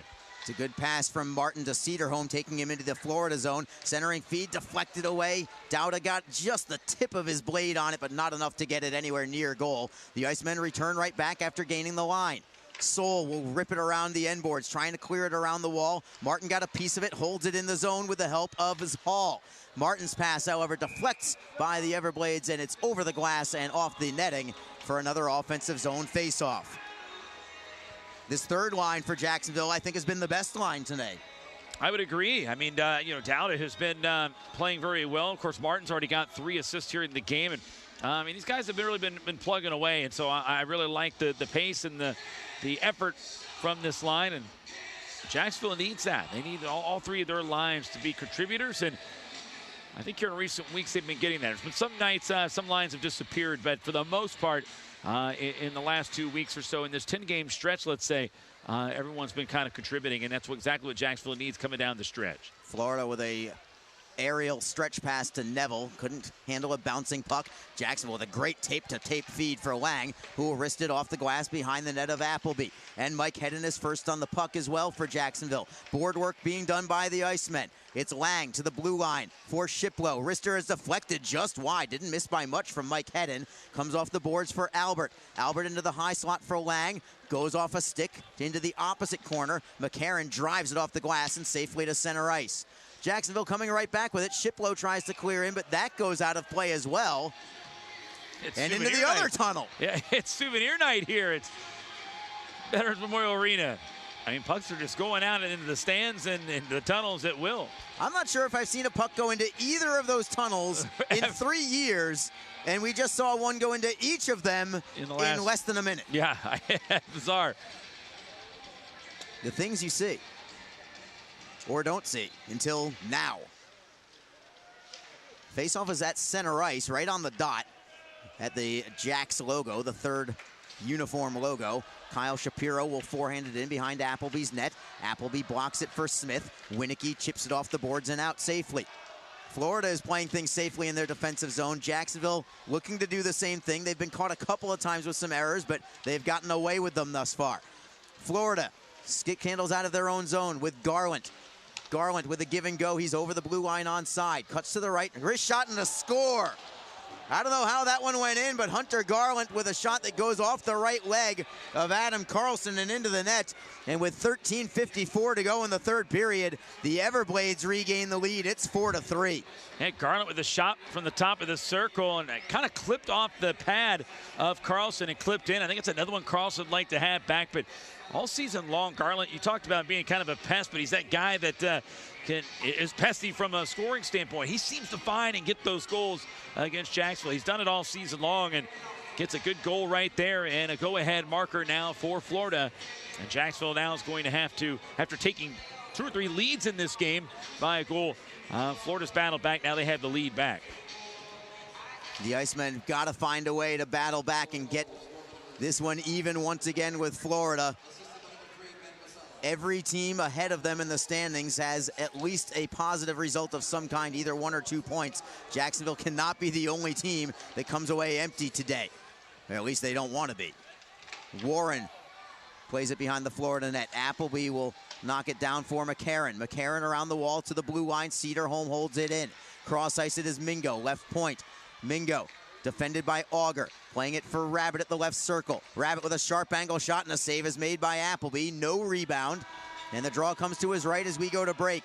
13:19 to go in the 3rd period. Florida has regained the lead. It's 4-3 Everblades. This is Jacksonville Icemen hockey.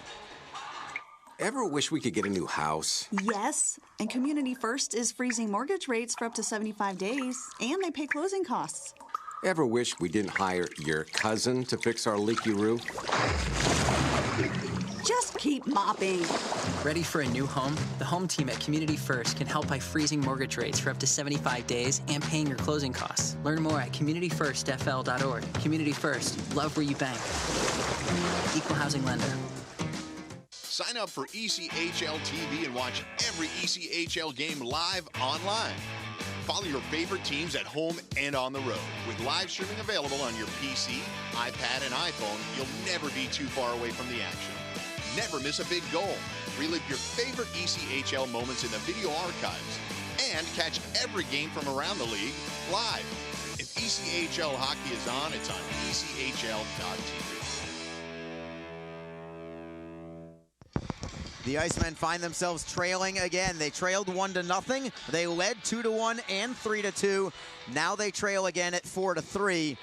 13-19 to go in the third period, and the Icemen really need to start putting some pressure on the Florida defensemen. Everblades win the draw in their own zone. They'll play it to center ice. Clearing in is Coper. Comes around the wall for Mingo. Mingo reverses it to Cedarholm. Up the right wing side by everybody and out. This is going to be icing against Jacksonville.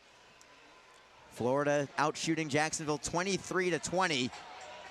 And it's time for the Icemen, I think, now to pick up their netminder. The netminder and Adam Carlson really picked up the Icemen yesterday with a shutout performance. He was brilliant.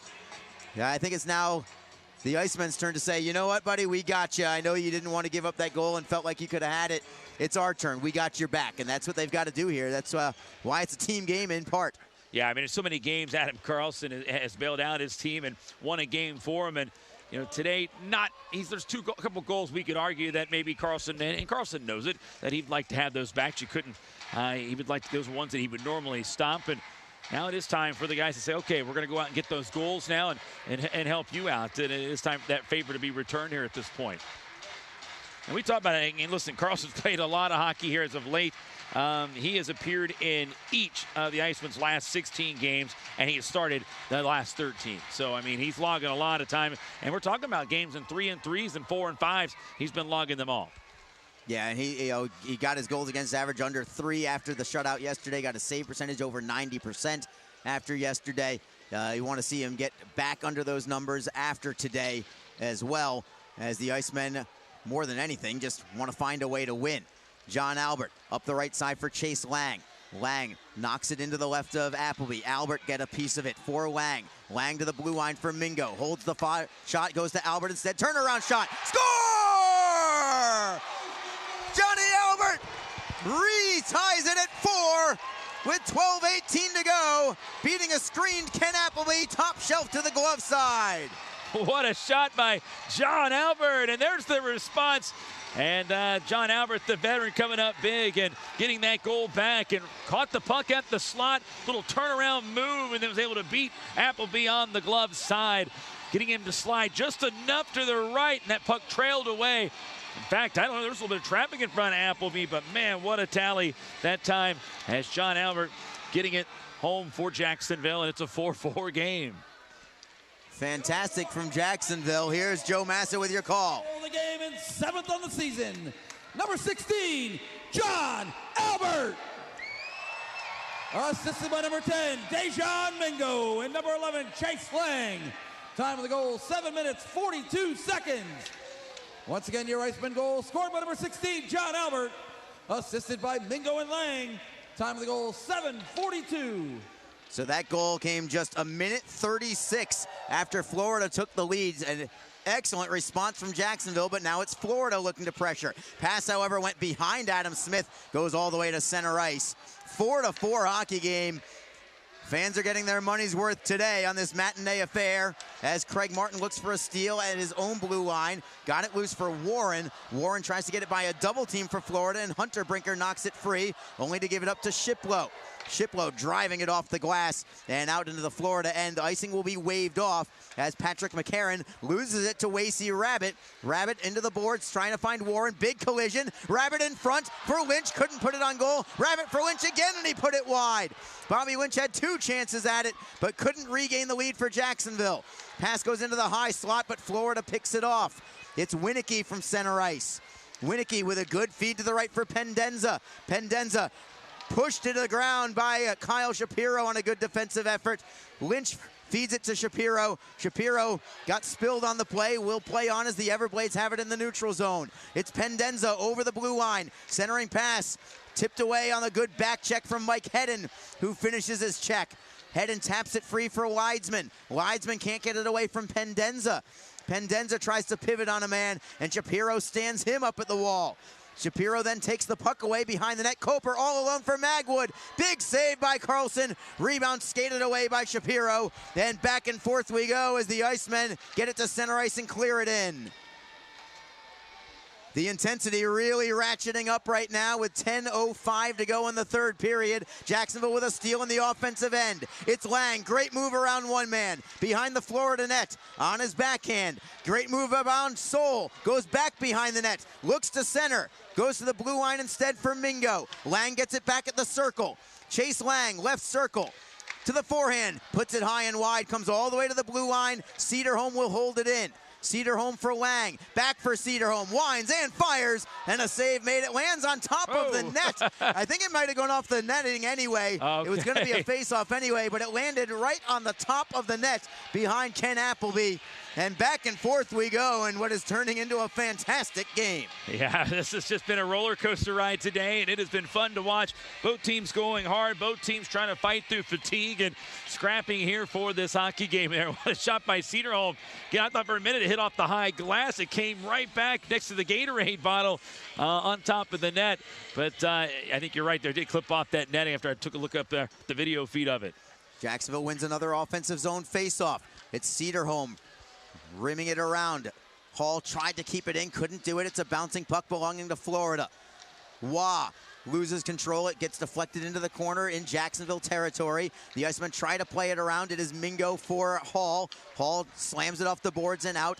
Unable to get control was Dowda. Loose in the neutral zone, and it's Craig Martin for Jacksonville. Martin will forehand in behind Appleby's net. Masella up the glass. Martin tries to knock it out of midair and does to hold it in for the moment. Florida gets it back. This time they do knock it free to center ice. It is Cederholm for Warren. He'll spin and turn it in on the forehand. 8:52 to go in regulation. It's Jacksonville 4, Florida 4.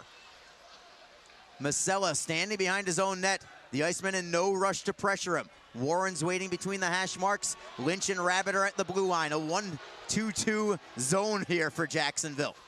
Downing for the Everblades. Cross ice for Hunter Brinker. It goes away from him. Shiplow tries to clear. Warren, can he tap it ahead? Yes, he does for Bobby Lynch. 1-on-2 for the moment. Lynch has some speed over the blue line, only to give it up to the Everblades again. Winicky at center ice. Right to left pass for Downing. His wrist shot is blocked. It's Shiplow ahead of the pack, trying to find Lynch. It is wide, but Lynch is going to force Appleby to play it, which in turn cancels out the icing call. So good speed by Lynch as Shapiro tries to get a steal. Florida gets it back. It is Downing ahead for Winicky. Mingo closing. Shot goes over the crossbar. Forced high by Mingo, and the Icemen trying to come back, but it's just in front of Hedden. Downing will poke it into the zone. Time to catch our breath here a little bit with 7:46 to go. I don't know how you're doing it right now, Harley. I mean, the action's been pretty intense here in the last few minutes, and this game's certainly up for grabs, and it really is pins and needles. Both teams going hard. This has been fun to watch here. Florida at center ice. Mingo got a piece of it, tries to get it loose for Lang. Florida regains control at their own line. It's Ben Masella. Right up the middle for Magwood, who had an absolute snipe of a goal to get the scoring started in the first period. Soul drives it wide of the net of Carlson.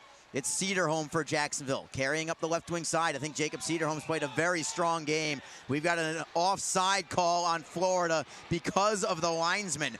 Trent Williams tried to get out of the way of the puck, but it went off of his skate right to an Everblade player, and I think they were fortunate that it ended up being offside. Otherwise, Florida may have had an opportunity the other way. Yeah, without question, and it does result in the offside there, and again, that could have been a chance, and the Icemen will take that break there in their favor. And, the officials, they want to get out of the way. They just always can't sometimes, and that time it paid off. Jacob Cederholm for Bobby Lynch. He'll deflect into Florida territory. Smith gets rubbed out on the play by Brendan Warren. Rabbit comes in trying to get the puck free, and he does. Spinning away from Smith on his backhand, trying to work it along the boards, only to have it stripped loose by the Everblades. 3-man rush for Florida, 3 back for Jacksonville. Florida clears in. Cederholm fell down on the play as the Everblades try to gain possession. pinned up along the wall, and it's Warren digging it loose for Jacksonville. Warren up the left side for Rabbit. He'll turn and fire it to center, no further. 6.5 to go in the third period. Patrick McCarron, soft forehand into the left of Carlson. He'll leave the puck for Dejan Mingo. Mingo drifting to the right, head up in the air as he outlets it for Hall. Hall deflects in. Florida gives it up to Hall in the right wing corner. Hall will try the opposite side, only to have Ben Masella clear it away by everybody. Will this be icing? It will be. Icemen get a bit of a break there as it went by a couple of different players, including Luke Shiplow.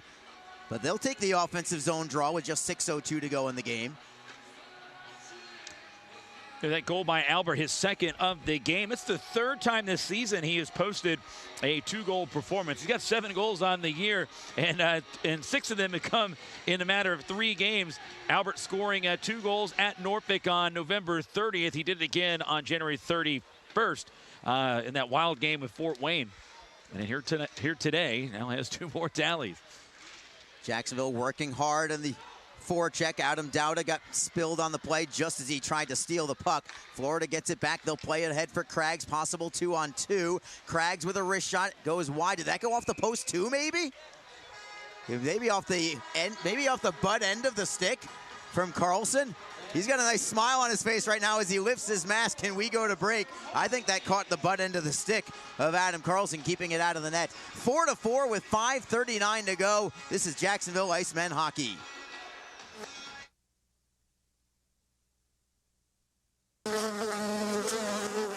Ever wish we didn't have so many bank fees? Ouch! We should get a free checking account at Community First. They even give you a cash bonus. Ouch! Ever wish we had just bought a jar of honey instead of harvesting it? Ow! Bad bee! Have you heard the buzz? Community First is giving up to $200 cash bonuses when you open a free checking account with direct deposit. Learn more at communityfirstfl.org. Community First. Love where you bank. NCUA insured. NHL players have amazing talent, and some of the very best developed right here in the ECHL. Beagles in, he scores! Now, follow all your favorite ECHL alumni every night on NHL Network's primetime hockey show, NHL Tonight. Both teams recognize how big this matchup is. Fire save by Dubin. Rebound! Goosebump stuff. NHL Tonight, every night 6 Eastern on NHL Network. Face off to Adam Carlson's right side. It's a 4-4 hockey game between the Jacksonville Icemen and Florida Everblades. Chase Lang for the Icemen. Gets to center ice before forehanding in. He'll chase after it as the Everblades drive it off the boards and out by everybody, icing Florida. And 5:25 to go. Shots on net, Florida 24, Jacksonville 22. Each team has scored in this period. Shots on goal in this period, Florida with 3, Jacksonville with 3. That's been it. 3 shots on goal. You wouldn't know it by the up and down nature of this game, in this period especially. It's had a great pace to it, just not a whole lot of shots actually on goal apparently. As the Icemen try to pressure, but it jumps over the stick of Albert. In the offensive zone, Mike Hedden is there to help him out, looking for Shapiro. Shapiro behind the net for Albert, quickly up ahead. He was trying to find Lang, but it got by him, and it goes to Hunterbrinker instead. Hunterbrinker gains center ice. Plays it in. Jacksonville plays it right back out. Albert by himself. He'll drive it off the boards, skating 1-on-2. The rest of his line mates head to the bench for a change. Albert stays out there to pressure briefly before going to the bench himself. It's Adam Smith with an outlet pass, deflected by Thrower into the Jacksonville zone. Luke Shiplow first on the puck. Off the end boards for Thrower. Cross ice look right on the blade of Warren. Great feed there from Thrower. Warren tries to keep it in with the help of Rabbit. They do. Warren with Lynch. Lynch forehand just wide of the far post. He had Appleby beat against the grain, and Appleby makes another save. He thought he had it, but it squirted free, and Florida clears it out to center ice. 2 great chances from Jacksonville, none better than the one from Bobby Lynch, who beat Appleby cleanly, going to the stick side and didn't miss by more than an inch or 2. Florida back in the other direction. They'll play it in. Martin rims it around for Hall.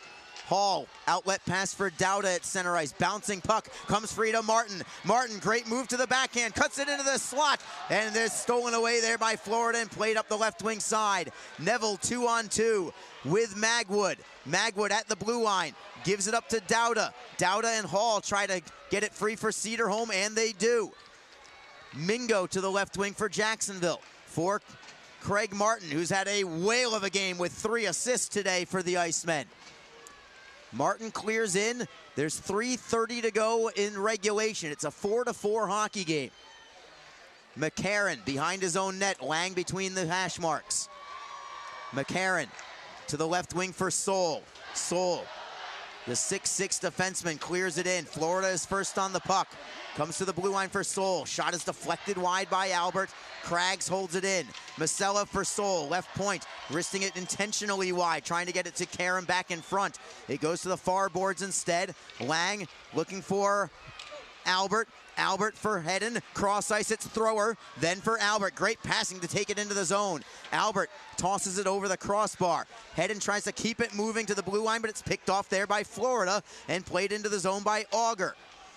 Chase Lang knocks Auger into the boards to the left of Carlson, down to 2:40 to go in the third period. Jacksonville tries to clear, and Warren does, banging it off the short glass.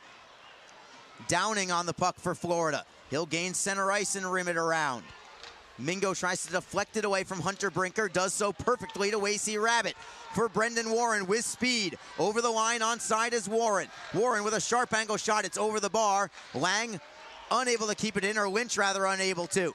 It's Winicky the other way for Florida. Drop pass for Hunter Brinker. Along the boards, defended by Mingo. Hunter Brinker turns and fires it around to the opposite wall. Adam Dowda and Masella are there. Garland puts it right through the slot with nobody home. It comes off the boards for Bobby Lynch at center ice. Lynch, good cross ice look for Hall. Fakes the shot, takes the shot. It's deflected wide. It comes to Dowda. Dowda for Hall. Back for Dowda, who's knocked off the play by Smith. Garland tries to clear, but Hall knocks it out of midair and keeps it in. Thrower plays it behind the net with 1:38 to go in the third period. The Everblades try to clear. They just get it out to center. Dalton Thrower wrists it right back around the wall. It's Masella for the Everblades. For Smith. Adam Smith for Florida. Gains the red line. Then the blue line onside. Stood up there by the Icemen. Here comes Jacksonville. It's Chase Lang with Hedden. Lang with a wrister. Wide to the far post. Karam's all the way out to center ice. And the Icemen get it right back, and they'll clear it into the zone. 1:07 to go in the third period. 4-4 hockey game. Patrick McCarron in control for the Everblades. To the left for Michael Downing, now in the final minute of regulation. Downing clears in. Carlson stays between the pipes, allowing Mingo to try and clear. The Everblades steal it. It is Coper with a shot and a save by Carlson. From the slot about 30 feet away, and Carlson up to the task to keep this one tied with 47.6 seconds to go. Face-off will be to Carlson's right, as the Icemen couldn't clear it out that time. They've done a pretty good job for the most part today, breaking out of their own zone, but not that time. But Carlson, who has not had his best game today, but he comes up with a big save there. Face-off is controlled by Florida. Magwood with a drive, and he put it wide. Another great opportunity for Florida, about 30 feet away in the slot. Jacksonville tries to clear. It's a bouncing puck. Magwood holds it in. Poke check from Jacksonville. Another poke check to the line. Florida still holds it in. Jacksonville, I think, is just holding on at this point. A steal here from Jacksonville. Still can't get it out. And they score! Florida scores with 22.2 seconds to go. Florida scores. Coper with the go-ahead goal. Jacksonville just couldn't clear it. And Coper goes posting in to give them the lead 5-4 at 19:37 of the third period. You just felt it coming. The Icemen had 5 times to try to clear that puck. They could not get it to settle down and get it out of the zone to at least kill some time and preserve a point. And just a heartbreaking goal here late, but you cannot give this Everblades team too many opportunities. The Icemen did. They just couldn't clear it, Arlie. That's all it was. And the puck was just stuck on the Everblades stick on that shift. And Coper right there from close range, getting it through traffic and rimming it. Looked like it maybe hit on the inside the post and kind of clipped in. And a tough one here for the Icemen to take right on the chin. And a game that in which they deserved some points here. And they're 22 seconds away from being empty-handed here. Yeah, so barring a last-second Hail Mary here from the Icemen, Florida takes the lead late. They had chances before that goal from Coper. Without question, Magwood had a great opportunity from the slot that went wide. Another shot that Carlson made a big save on. That was Coper, the first attempt also for Florida that Carlson made the save on. And like you said, Jacksonville had their stick on the puck 3 or 4 times, but not really in a spot where they could really control the puck. They were just kind of reaching at it and not able to just, not able to get really control of it to be able to clear it. Even on an icing call would have been just fine, but they never even had the opportunity for that. Carlson is already out of the net on this face-off at center ice. Jacksonville's got to find a way with 22 seconds to go. Florida wins the draw. Downing clears it away. Jacksonville at their own blue line with 15 seconds to go. Albert tries to gain the line, broken up briefly. Albert gets it back for Mingo. Mingo for Dowda, who will drive it around the wall. 5 seconds to go. Hedden tries to center. It is blocked by Florida, and this game ends. And the Florida Everblades have defeated the Jacksonville Icemen today 5-4 on the game-winning goal with just 22.2 seconds remaining. Levko Koper, his 7th of the year, wins it for Florida as late as you can possibly have it. And the Icemen, heartbreaking loss for the Icemen. Sometimes hockey is not a fair game, man. The Icemen deserve some points today, but they're going to not get any.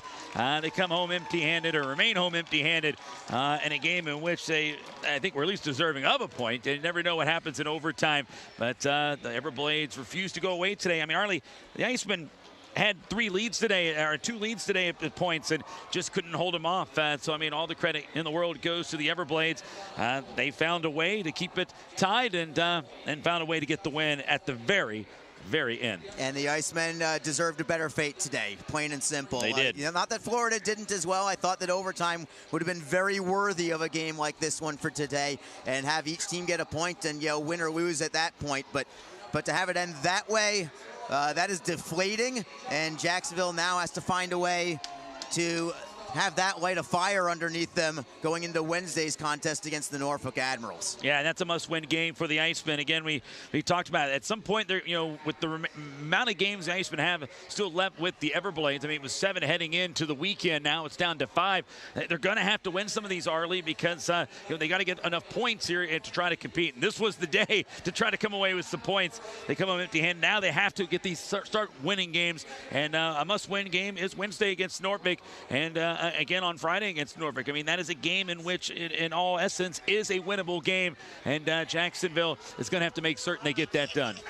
So the Icemen fall in heartbreaking fashion today, 5-4 to the Florida Everblades. They'll regroup and come back again on Wednesday against a team that has had a season's worth of heartbreak in the Norfolk Admirals. But the Icemen now back to the drawing board once again, and they've got to find a way to erase the memory of this one and try and focus